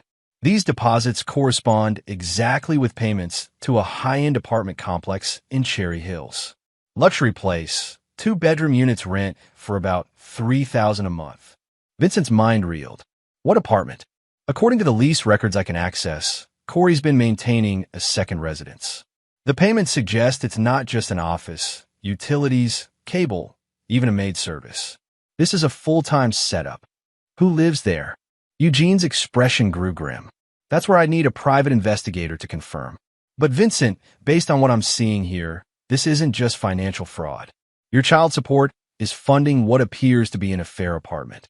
Vincent stood up, paced to the window, stared out at the construction site across the street where he'd be working later. His hands clenched and unclenched unconsciously. "How long do you think this has been going on? Based on the patterns? I'd say Corey and Brenda were involved before your divorce. The timing of account openings, the coordination required, this took planning." The pieces clicked into place with sickening clarity. Brenda's sudden dissatisfaction with their marriage. Her new interest in personal growth that required evening activities away from home. The way she'd push for the divorce so aggressively, demanding he move out immediately while she figured things out. "Eugene, I need everything documented. Every transaction, every pattern, every connection you can find." "Vincent, before we go further, I need to ask, what's your endgame here?" Vincent turned from the window. "What do you mean?" "I mean, we're uncovering some serious crimes. Fraud, potentially theft by deception, maybe more depending on what else we find. Are you looking to file criminal charges? Sue for damages? Or are you hoping to handle this privately?" Vincent considered the question. 3 hours ago, he'd thought this was about a misunderstanding over child support. Now he was looking at a conspiracy that had been stealing from his daughter for 3 years. "I want them destroyed," he said quietly. "Not just embarrassed or inconvenienced. Destroyed." Eugene nodded slowly. then we need to be very careful about how we proceed. If we're going to build a case that holds up, we can't tip our hand too early. And Vincent, we're going to need help. What kind of help? The kind that costs money but gets results. I know a private investigator who specializes in matrimonial cases. If Corey's maintaining that apartment for an affair, we need photographs, documentation, witnesses. And if there are other financial irregularities, and trust me, there usually are, we need to find them before they can cover their tracks. At 6:30 that evening, Vincent sat in his truck outside Brenda's house, watching Corey's BMW pull into the driveway. Through the front window, he could see his ex-wife moving around the kitchen, probably preparing for their meeting. She'd always been meticulous about staging, the right lighting, the right music, the right atmosphere to get what she wanted. His phone buzzed with a text from the private investigator Eugene had recommended. Clay Proctor was a former Denver police detective who'd gone private after 20 years on the force. His message was brief, initial surveillance complete. You need to see what I found. Can you meet tonight after your appointment? Vincent typed back, yes. This better be good. It's better than good. It's nuclear. Vincent walked up to the front door at exactly 7 o'clock. Corey answered again, but this time his corporate smile seemed strained. Vince, come on in. Brenda's got coffee ready. The living room had been set up like a business meeting. 3 chairs arranged in a triangle, legal pads on the coffee table, a calculated air of importance. Brenda sat with perfect posture, wearing the navy dress she'd always worn to parent-teacher conferences, her serious mother costume. Vincent, thank you for coming. Her voice was warm but careful. We wanted to clear up any confusion about the financial arrangements. What confusion is that? Corey leaned forward, assuming his professional insurance voice. Well, Melanie seems to have gotten the impression that she wasn't benefiting from your support payments. We want to reassure you that every dollar you send goes directly to her welfare. Show me, Vincent said flatly. Brenda blinked. What? Show me how you spend the $800 I send every month. Bank statements, receipts, budgets. Show me. The temperature in the room seemed to drop 10 degrees. Brenda and Corey exchanged a quick glance. So fast most people would have missed it, but Vincent had been married to Brenda long enough to recognize her tells. Vincent, Brenda said carefully, I don't think that's appropriate. The court order doesn't require me to provide detailed accounting, and frankly, I find it insulting that you'd question my care for our daughter who's never seen a dollar of that money. That's ridiculous, Corey interjected. The money goes into household expenses. Which household? Vincent asked quietly. The silence stretched until it became unbearable. Brenda's facade cracked first. Vincent, what exactly are you implying? Vincent stood up, looked down at the 2 people who'd stolen 3 years of his life and $29,000 of his money. I'm not implying anything, Brenda. I'm stating a fact. My daughter has never benefited from a single dollar of the child support I've been paying, and I'm going to find out why. He walked toward the door, then turned back. Oh, and that proposal you mentioned? About increasing the payments? You can forget it.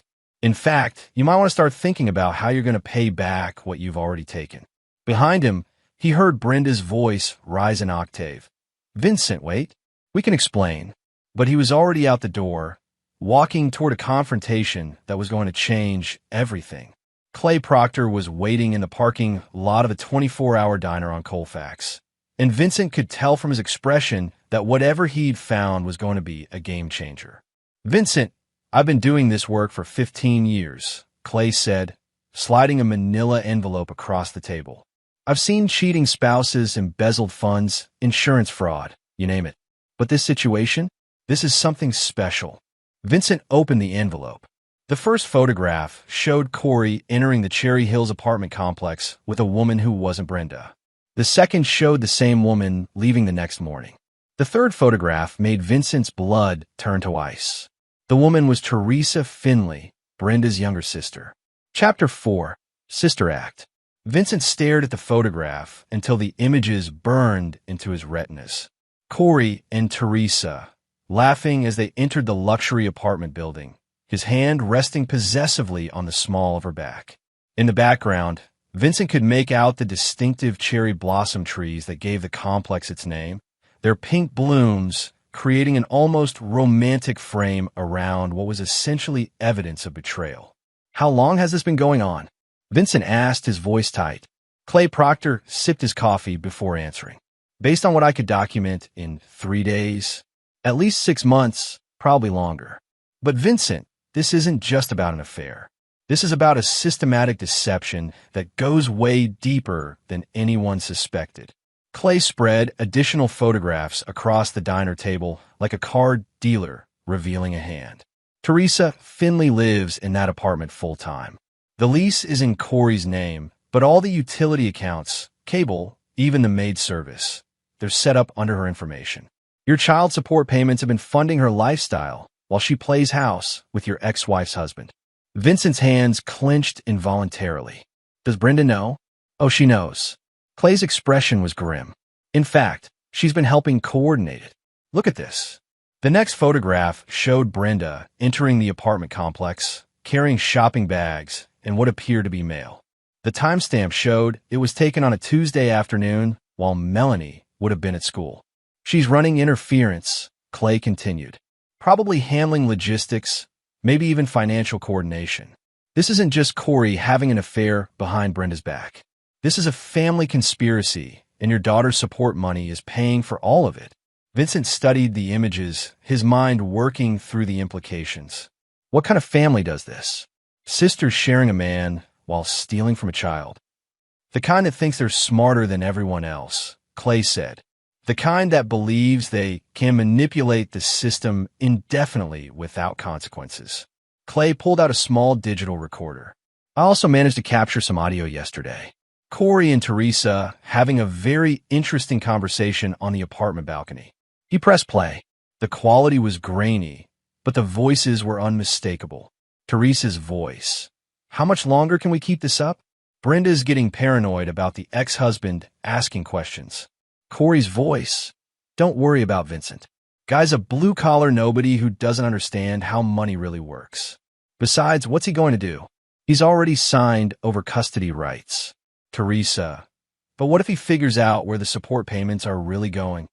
Corey. "Then we adjust the story. Maybe Brenda's been investing Melanie's money for college. Maybe she's been saving it in a special account. Vincent's not sophisticated enough to challenge our narrative. And by the time Melanie turns 18, none of this will matter anyway." Teresa. "And then?" Corey. "Then we disappear. Take everything we've accumulated and start fresh somewhere else. California. Maybe. Or Colorado Springs. Somewhere Vincent and his daughter can't reach us." Vincent felt something cold and deadly settle in his chest. They weren't just stealing his money. They were planning to abandon Melanie entirely, taking 3 years of her support payments with them. "Clay, I need more than photographs and audio. I need enough evidence to bury them so deep they never see sunlight again." Clay leaned back in his booth, studying Vincent's face. "You're talking about going to war. These people have been planning this for years. They've got resources, they've got connections, and they've been very careful about covering their tracks. What do they have that I don't? Money, for one thing. Your money, technically, plus whatever Corey's been skimming from his insurance business. And they've got something else. They think you're just a working-class contractor who doesn't have the sophistication to fight back." Vincent smiled, and it wasn't a pleasant expression. "Then they don't know me very well." "What do you mean?"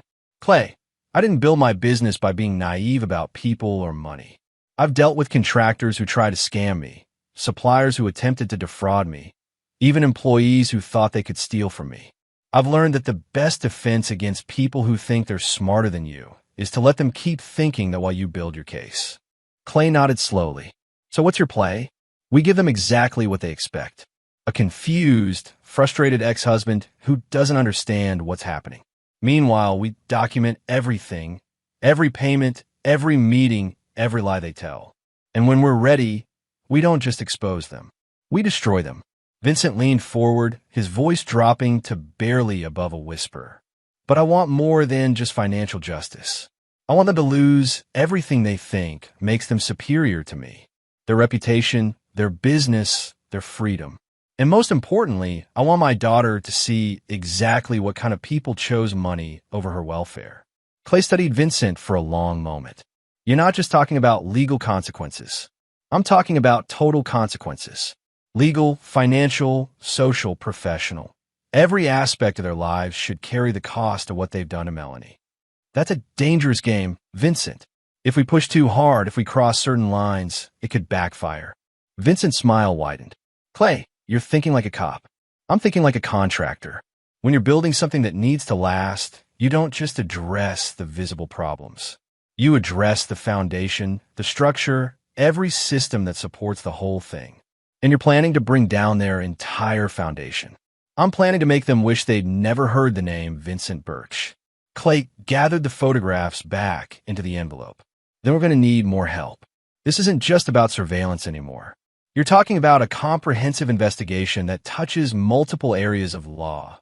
Family court, criminal fraud, potentially business crimes if Corey's been using his insurance agency to launder money. What do you need from me? Access and resources. I need to document their financial patterns, their business dealings, their personal relationships. And I need you to keep acting like the confused ex-husband while we gather intelligence. Vincent nodded. How long? To do this, right? To build a case that destroys them completely? Probably 6 weeks. Maybe 8 if they're more sophisticated than I think. They're not sophisticated, Vincent said. They're arrogant. And arrogant people always make mistakes. As they prepared to leave the diner, Clay handed Vincent a small device that looked like a pen. Voice recorder. If you can get them talking about their plans, their financial arrangements, anything that confirms what we already suspect, it could be the final piece we need. Vincent pocketed the recorder. Clay, what happened to Teresa's husband? I remember Brenda mentioning she was married. Clay's expression darkened. Divorced last year. Messy situation. He claimed she'd been having an affair and hiding assets. Court didn't believe him because he couldn't provide sufficient evidence. Let me guess. Corey provided character references for Teresa during her divorce proceedings. Better. Corey testified as an expert witness about her financial situation. Helped her get a very favorable settlement. Vincent felt the final pieces clicking into place. So this has been going on for at least 2 years. Long enough for them to perfect their system. Long enough for them to get comfortable. Comfortable people make bigger mistakes.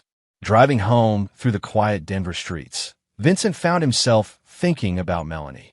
Tomorrow was Saturday, his weekend with her, and she'd be expecting their usual routine of breakfast at her favorite diner, maybe a movie or a trip to the camera shop to look at equipment for her photography hobby. But everything had changed now. He wasn't just her father anymore. He was her protector, her advocate, the one person standing between her and the people who saw her as nothing more than a source of income. His phone buzzed with a text from Melanie. Dad, can I stay the whole weekend this time? Things are weird at home, and I could use some normal time. Vincent typed back, of course, sweetheart. Pack for 3 days if you want. Thanks. I love you. I love you too. More than you know. As he pulled into his apartment complex, Vincent made a mental note to call Joel Rush first thing in the morning. If they were going to war, he needed every weapon in his arsenal ready for deployment. What Brenda, Corey, and Teresa didn't realize was that they'd made one crucial miscalculation. They'd assumed that Vincent's love for his daughter would make him predictable, controllable, easy to manipulate. Instead, it was about to make him absolutely relentless. Chapter 5, Building the Case. Saturday morning with Melanie felt different now that Vincent knew the truth. Watching her excited expressions as she explained her latest photography project, seeing her carefully count her allowance money to contribute toward their breakfast bill, knowing she had no idea that thousands of dollars meant for her care had been stolen. It took every ounce of his self-control not to drive straight to Brenda's house and confront them all. Dad, are you okay? Melanie asked as they walked through Washington Park. You seem distracted. Vincent adjusted his expression, forcing himself back into the moment. Just thinking about work stuff. You know how it is. Actually, I don't. You never bring work stress around me. She stopped walking, fixing him with the sharp gaze she'd inherited from her mother. Something's different. You've been weird since my birthday. Vincent realized he'd underestimated his daughter's perceptiveness. At 16, she was old enough to read people, especially him. You're right, he admitted. There are some things I'm trying to figure out, but nothing you need to worry about. Is it about the money conversation we had? Because I'm sorry I brought it up. I didn't mean to cause problems. Vincent stopped walking and turned to face her fully. Melanie, listen to me carefully. You did nothing wrong by asking that question. Nothing. If anything, you helped me understand something important that I should have figured out a long time ago. What do you mean? Vincent weighed his words carefully. She deserves some version of the truth, but not the full, devastating picture. Not yet. I mean that sometimes adults make mistakes with financial arrangements, and it takes a smart kid asking the right questions to notice the problem. Melanie frowned. Are you saying there really is something wrong with the money situation? I'm saying I'm looking into it, and when I have answers, you'll be the first to know. That afternoon, while Melanie edited photos in his living room, Vincent met with Joel Rush at his law office. The building was old but well-maintained, much like Joel himself, a man in his 50s who'd built his reputation on methodical preparation and courtroom tenacity. Vincent, I've reviewed Eugene's preliminary report, Joel said, spreading documents across his conference table. This is worse than we initially thought. How much worse? Well, the child support theft is just the beginning. Eugene found evidence that Corey's been using his insurance business to create fraudulent policies. Vincent leaned forward. What kind of fraudulent policies? Phantom clients. People who don't exist, but who generate premium payments that go into accounts he controls. It's a fairly sophisticated form of money laundering, and it suggests this isn't his first time manipulating financial systems. Joel handed Vincent a thick folder. But here's the interesting part. Teresa Finley is listed as a beneficiary on several of these phantom policies. If something were to happen to these non-existent clients, she'd receive significant payouts. Insurance fraud, among other things. Eugene thinks there might be tax evasion involved too, possibly mail fraud if he's been using fake addresses for the phantom clients. Joel's expression was grim. Vincent, we're not just dealing with stolen child support anymore. We're looking at federal crimes. Vincent absorbed this information, feeling the scope of his adversary's criminality expanding like a cancer diagnosis. What does this mean for Melanie? It means that when this case breaks open, and it will break open, there's going to be significant legal fallout. Criminal charges, federal investigations, asset seizures. Melanie needs to be protected from as much of that chaos as possible. Ow! Joel pulled out a different set of documents. We file for emergency custody modification immediately. Based on the evidence of financial fraud and the unstable home environment, we ask the court to grant you primary custody while the criminal investigation proceeds. Vincent felt a surge of hope mixed with apprehension. What are our chances? Better than they would have been 3 years ago. You've maintained steady employment. You've honored all your custody and support obligations. And most importantly, you've discovered evidence that the custodial parent has been engaging in criminal activity that directly harms the child's interests. When do we file? Monday morning. But Vincent, once we do this, there's no going back. We're essentially declaring war, and they're going to fight back with everything they have. That evening, Vincent took Melanie to dinner at a small Italian restaurant they both loved. As she chattered about her friends, her classes, her dreams of studying photography in college, Vincent found himself memorizing every detail. If Joel was right, their quiet father-daughter routines might be disrupted by legal battles and criminal investigations. Dad, can I ask you something? Melanie said over dessert. Always. If something bad was happening, like really bad, would you tell me? Or would you try to protect me by keeping it secret? Vincent studied his daughter's face, seeing maturity beyond her 16 years. That's a complicated question, sweetheart. It would depend on the situation. But you wouldn't lie to me, right? Even if you thought it would be easier for me not to know. No, I wouldn't lie to you.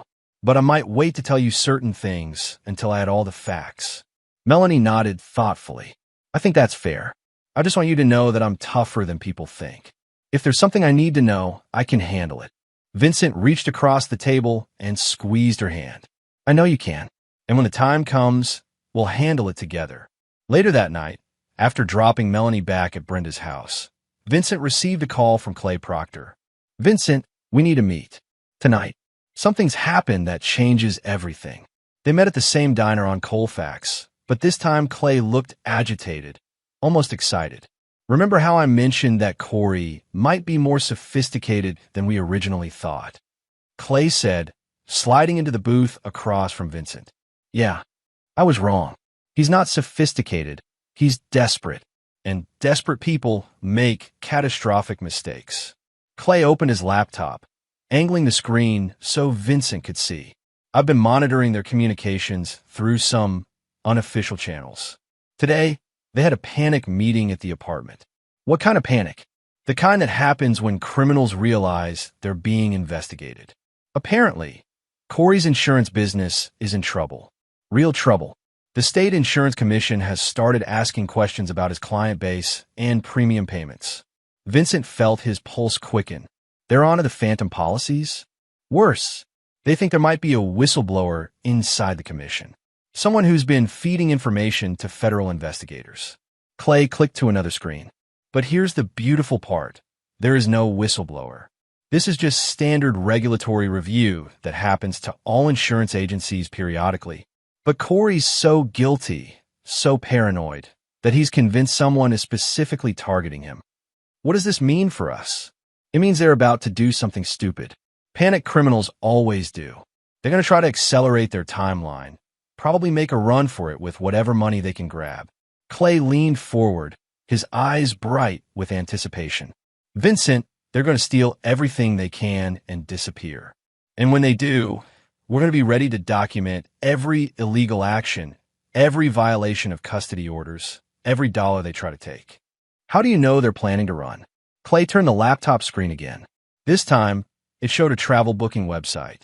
Teresa's been researching flights to Costa Rica, non-extradition country, popular with people who want to disappear with other people's money. Vincent stared at the screen, feeling a cold fury building in his chest.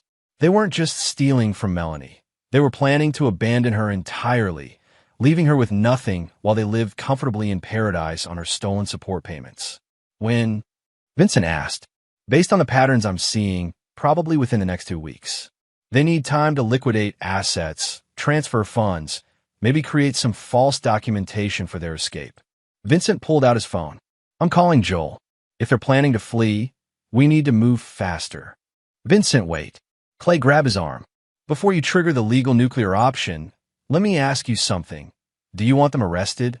Or do you want them destroyed? What's the difference? If we involve law enforcement now, they'll be arrested, probably convicted, maybe serve some jail time.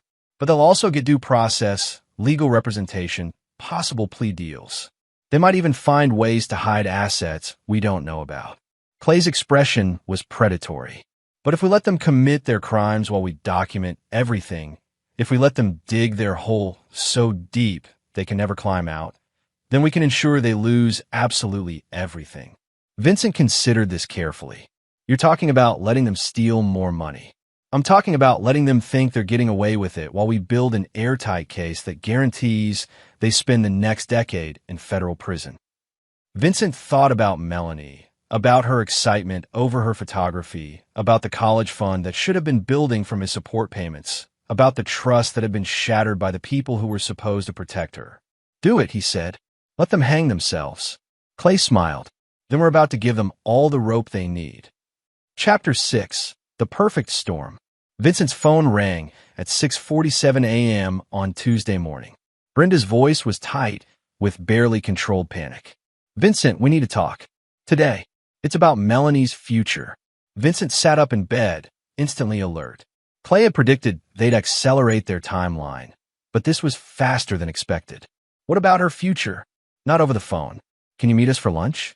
That new place downtown, Santos Manning's Bistro. 1 o'clock. Us. Corey and me. We've been doing some financial planning, and we have a proposition that could benefit everyone.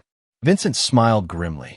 Santos Manning's Bistro was upscale, public, the kind of place where people had to maintain civilized facades, even while conducting the most uncivilized business. Perfect for what they thought would be their final manipulation.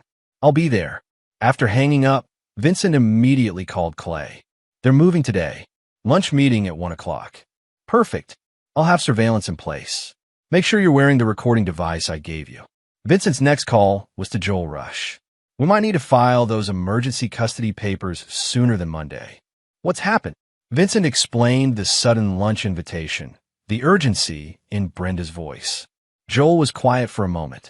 Vincent, if they're trying to extract more money from you as part of their escape plan, we need to be very careful about how you respond. Don't agree to anything, but don't be so confrontational that they become suspicious. I understand.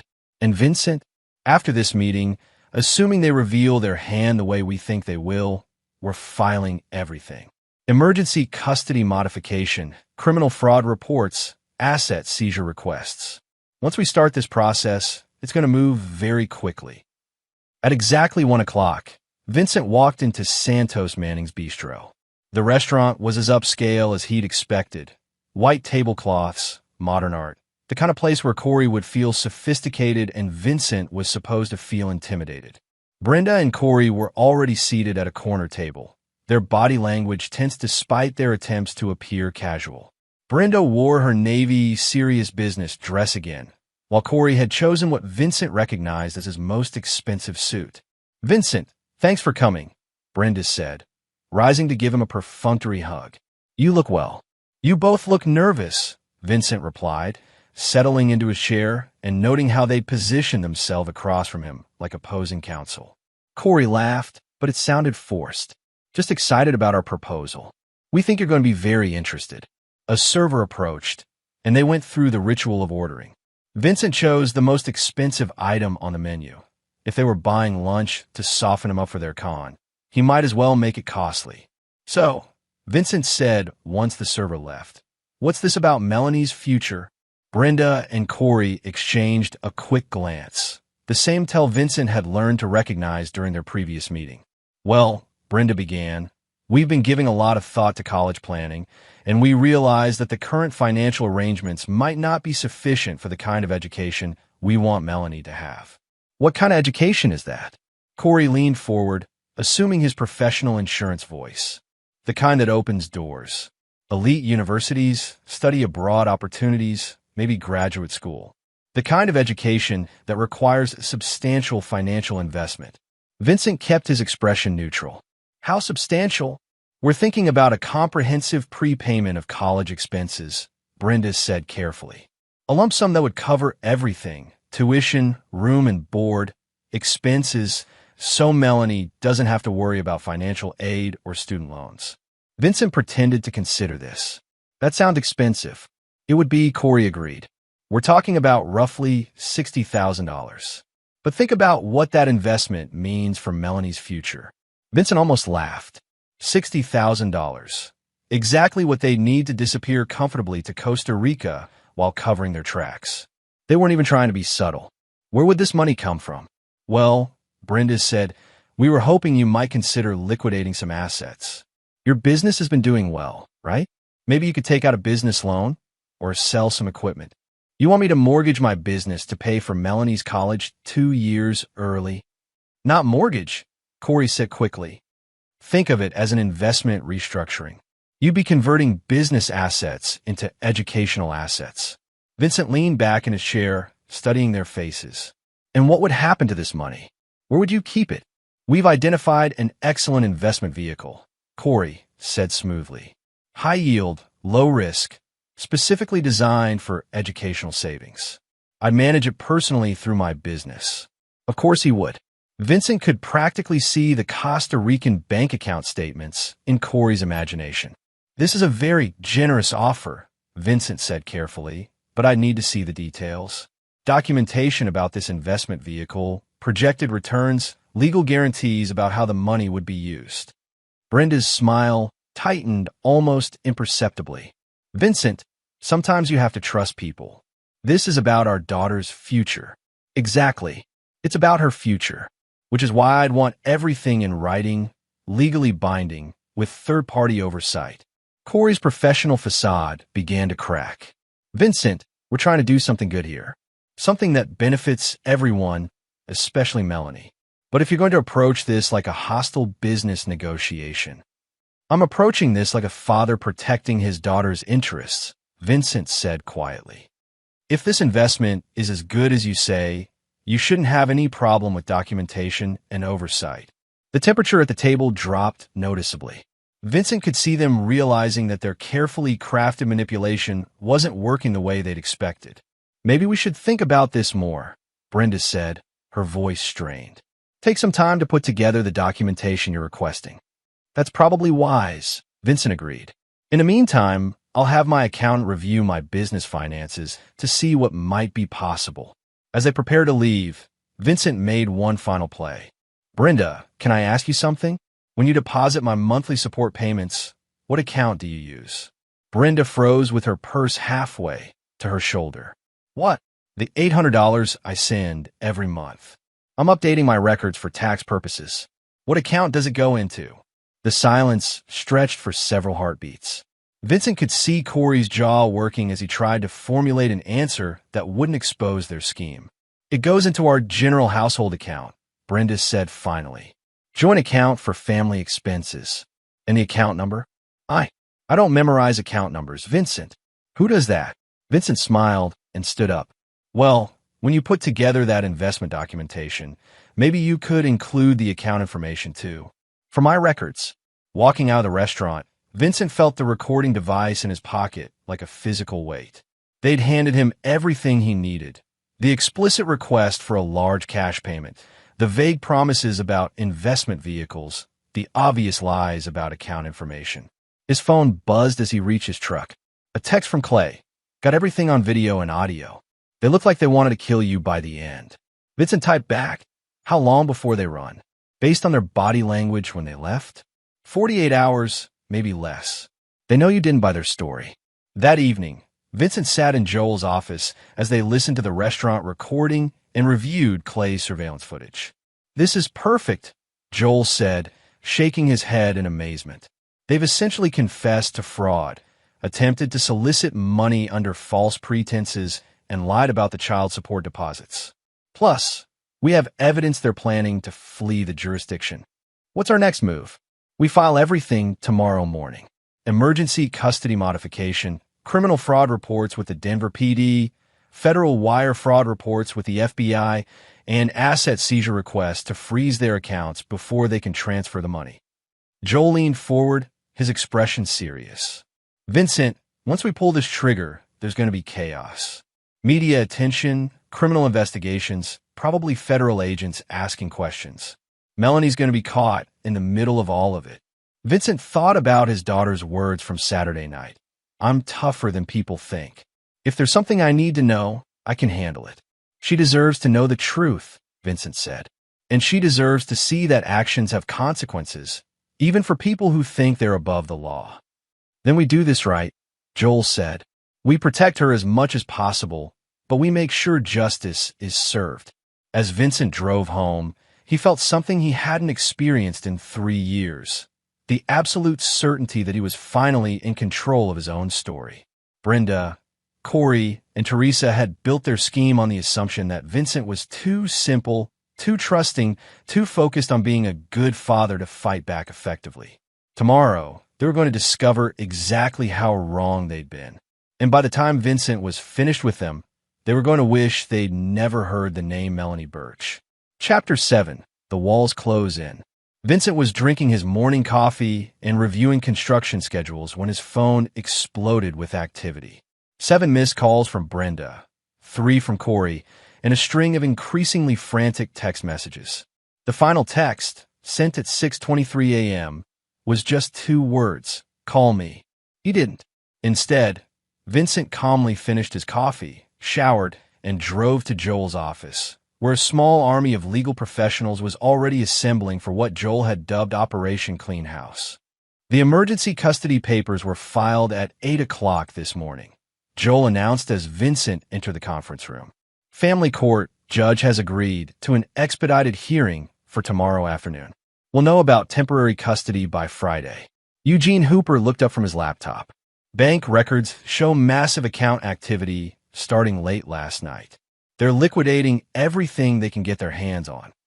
Clay Proctor spread photographs across the table, and they've accelerated their departure timeline. Teresa was at the apartment until 4 a.m., packing. Airport surveillance shows Corey purchasing 3 one-way tickets to Costa Rica, departing Friday morning. Vincent studied the photographs of Teresa loading suitcases into her car. 3 tickets. Corey, Teresa, and get this, they bought a ticket for Melanie too. Vincent felt ice form in his chest. They're planning to take my daughter out of the country? Joel nodded grimly, which transforms this from financial fraud into international kidnapping. That's why we've also filed federal charges this morning. FBI should be executing search warrants within the next few hours. As if summoned by his words, Vincent's phone rang. Brenda's number again.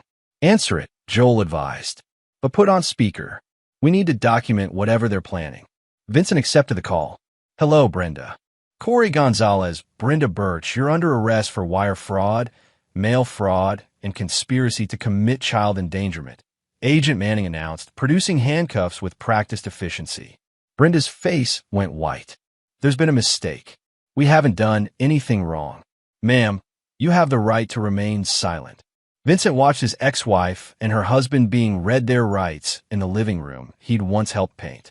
There was something surreal about seeing federal agents in the space where he'd celebrated Christmas mornings and birthday parties, but there was also something deeply satisfying about watching Corey's corporate confidence crumble completely.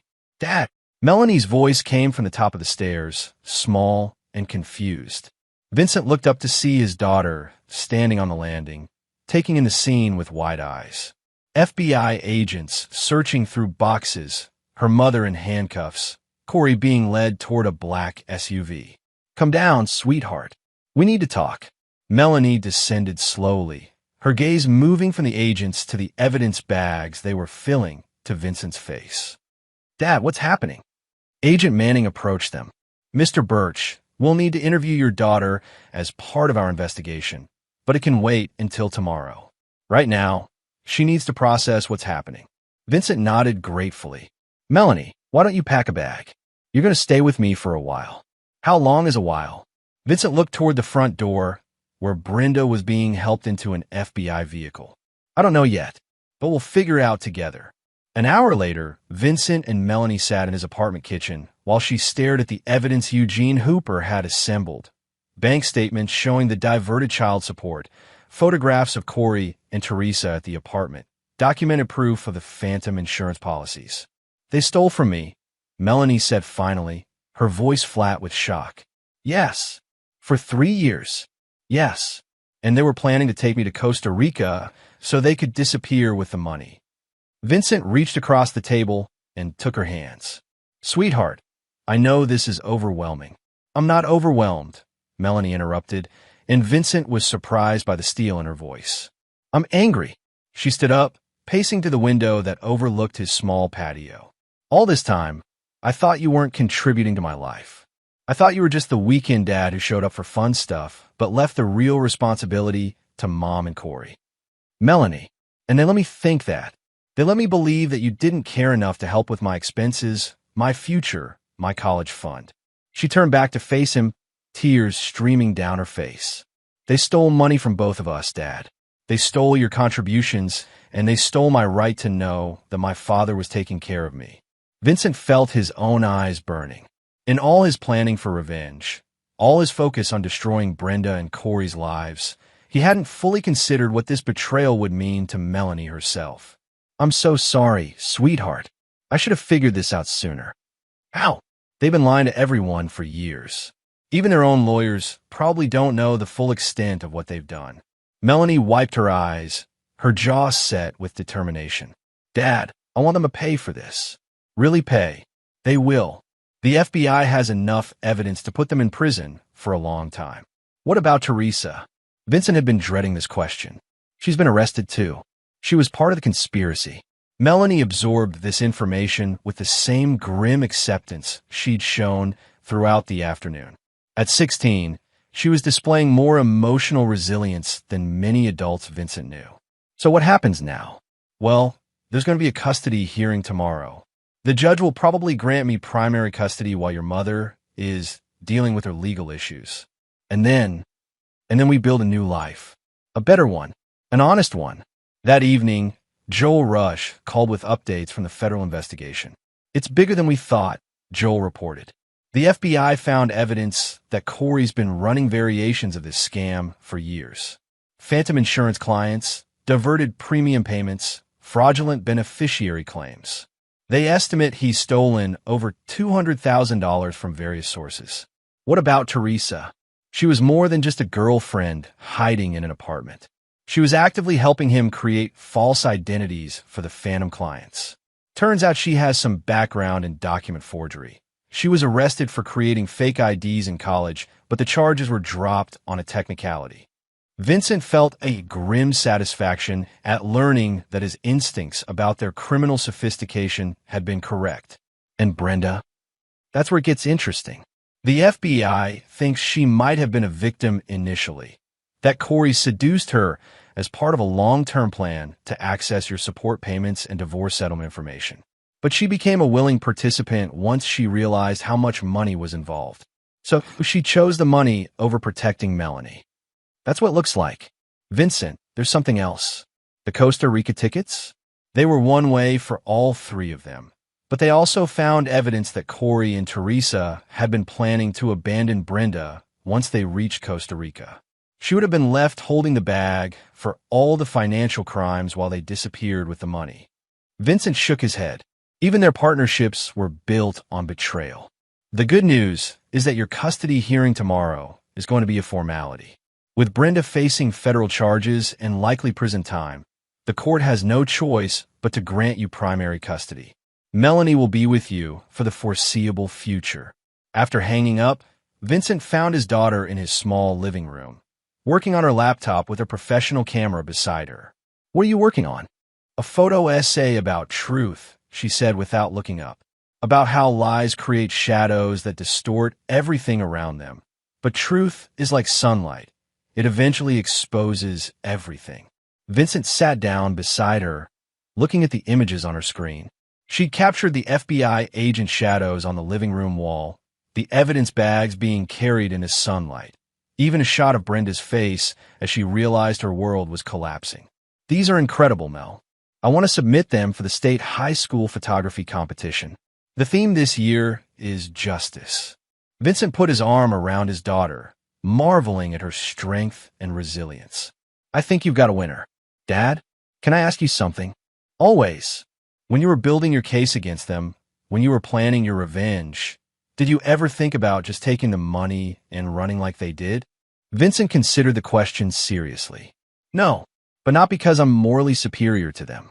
I didn't think about running because I had something they didn't have. What? You. I had a daughter who deserved better than a father who solved problems by running away from them. Melanie leaned against his shoulder. I'm glad you stayed and fought. Me too, sweetheart. Me too. As they sat together in the quiet of Vincent's modest apartment, surrounded by evidence of a life built on honest work and genuine love, Vincent realized that his revenge had been more complete than he'd ever imagined. He hadn't just destroyed his enemies financially and legally. He'd proven that character and persistence could triumph over manipulation and greed. He'd shown his daughter that her father was someone who would fight for her, protect her, and never stop loving her. And most importantly, he'd given Melanie a foundation of truth she could build the rest of her life on. The final chapter of their story was just beginning. Chapter 9, New Foundations. 6 months later, Vincent stood in the corridor outside the federal courthouse, watching through the windows as reporters gathered on the steps below. Today was sentencing day for Brenda, Corey, and Teresa, and the media attention had been intense throughout the trial. You ready for this? Joel asked, adjusting his tie. Vincent nodded. We've waited long enough. Melanie emerged from the restroom, wearing the navy dress she'd chosen specifically for today, a mature, serious outfit that reflected how much she'd grown during the legal proceedings. At 16 going on 17, she'd become the star witness whose testimony had sealed the prosecution's case. How do you feel, sweetheart? Like we're finally going to close this chapter, she said. And I'm ready for what comes next. Inside the courtroom, Vincent watched as his former adversaries were brought in wearing orange jumpsuits and handcuffs. Brenda looked older, thinner, her carefully maintained appearance replaced by the harsh reality of incarceration. Corey's corporate confidence had been completely stripped away, leaving behind a middle-aged man who looked confused about how he'd ended up in federal prison. Teresa appeared defiant, but Vincent could see fear in her eyes as she faced the judge who would determine her future. Judge Emmanuel Allison was a veteran of financial crimes cases, known for his thorough preparation and harsh sentences. He'd spent weeks reviewing the evidence, and his opening remarks suggested he understood the full scope of the defendant's crimes. This case represents a particularly troubling form of betrayal, Judge Allison began. The defendants didn't just steal money. They stole from a child, undermining her relationship with her father and her financial security for their own selfish purposes. Vincent felt Melanie take his hand as the judge continued. Mr. Gonzalez, your crimes demonstrate a pattern of sophisticated fraud spanning several years. You manipulated insurance systems, created false identities, and ultimately planned to flee the country with stolen funds. The court sentences you to 8 years in federal prison, followed by 5 years of supervised probation and full restitution to your victims. Corey's legs buckled slightly, and Vincent felt a grim satisfaction watching the man who'd called him unsophisticated face the consequences of his own arrogance. Ms. Finley, your role in creating false documents and facilitating fraud makes you equally culpable. The court sentences you to 6 years in federal prison, followed by 3 years of supervised probation and joint liability for restitution. Teresa's defiant mask finally cracked, and Vincent saw her mouth something that looked like a plea to her sister. Mrs. Birch, your case is perhaps the most troubling. As a mother, you had a fundamental obligation to protect your child's interests. Instead, you chose to participate in stealing from her college fund and undermining her relationship with her father. The court sentences you to 5 years in federal prison, followed by 2 years of supervised probation. Additionally, you will permanently forfeit all parental rights and have no contact with a minor child. Vincent felt Melanie's grip tighten on his hand. They'd known this was coming, but hearing it made official still carried emotional weight. After the sentencing, Vincent, Melanie, and Joel gathered in the courthouse lobby. Media representatives approached, asking for statements about the case and its resolution. Mr. Birch, how do you feel about the sentences? Asked a reporter from Channel 7. Vincent looked at Melanie, who nodded encouragingly. I feel like justice was served, Vincent said. My daughter was the real victim here, and these sentences reflect the serious nature of crimes against children's welfare. What message do you hope this case sends? That parents have responsibilities that go beyond their own desires. That children deserve protection, not exploitation, and that the truth always comes out eventually. Later that evening, Vincent and Melanie sat in the backyard of their new house, a modest 3-bedroom ranch that Vincent had purchased once the restitution payments began flowing in. With Corey's seized assets, the fraudulent insurance payouts, and the recovery of the stolen support payments, there was finally money for Melanie's real college fund. Dad, can I show you something? Melanie said, pulling out her laptop. She opened a website Vincent had never seen before.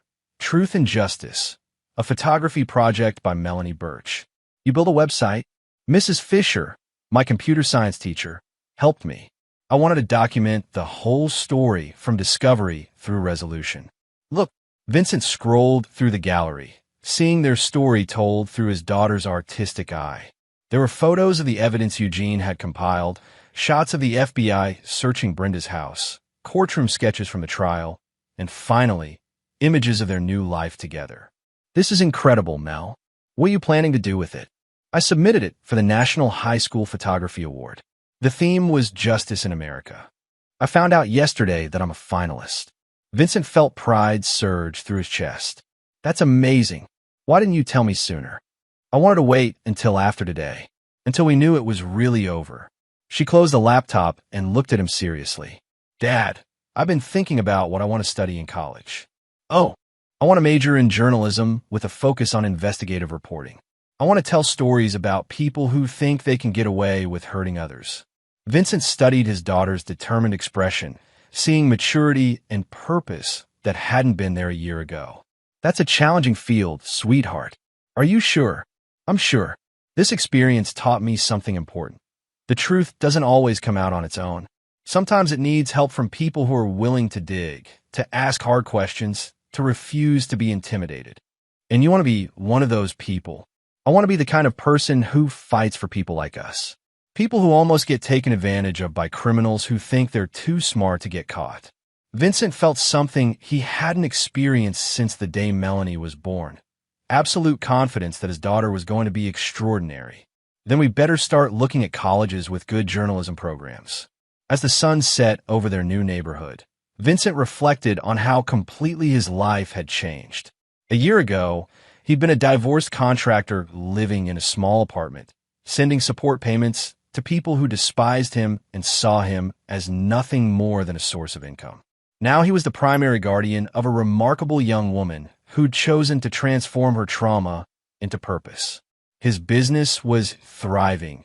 The media attention from the case had actually brought him new clients who respected his integrity. Most importantly, he'd proven to himself and his daughter that standing up to bullies and criminals was not only possible, but necessary. His phone buzzed with a text from Joel. Vincent just heard from the prosecutor. Corey's trying to negotiate a plea deal to reduce his sentence. They want to know if you're interested in a victim impact statement at his appeal hearing. Vincent showed the text to Melanie. What do you think? She considered for a moment. I think we've said everything we need to say. Let's focus on building our future instead of rehashing their mistakes. Vincent typed back, no thanks. We're moving forward. As he sent the message, Vincent realized that this was what victory actually looked like. Not the dramatic confrontations or courtroom revelations, but the quiet satisfaction of building something real and honest with the person who mattered most to him. Dad, Melanie said, breaking into his thoughts. Yeah. Thank you for fighting for me, even when it was hard, even when it meant going to war with people who thought they were smarter than you. Vincent put his arm around his daughter, looking out at the garden they'd planted together, at the life they were building together. Sweetheart, fighting for you was the easiest decision I ever made. And for the first time in years, Vincent Birch felt like the richest man in the world. The end. Epilogue. 2 years later, the acceptance letter from Northwestern University's Medill School of Journalism arrived on a Tuesday morning in March. Melanie burst into Vincent's construction office, waving the envelope with tears streaming down her face. Dad, I got in. Full scholarship. Vincent dropped his blueprints and swept his daughter into a hug that lifted her off the ground. Around them, his crew of carpenters and electricians broke into applause. They'd all been following Melanie's college applications with the interest of proud uncles. I knew you would, Vincent said, his own eyes wet with pride. When do you start? Fall semester. But Dad, there's something else. They want me to spend the summer interning with their investigative reporting program. In Chicago, Vincent felt the familiar mix of pride and protective instinct that had defined his relationship with Melanie since the trial. She was 18 now, ready for the world, but she'd always be his little girl. Chicago's a big city, sweetheart. I know, and I'm ready for it. She pulled back to look at him seriously. You taught me that the truth is worth fighting for, even when it's hard, even when it means going up against people who think they're untouchable. That afternoon, Vincent drove past the house where Brenda and Corey used to live.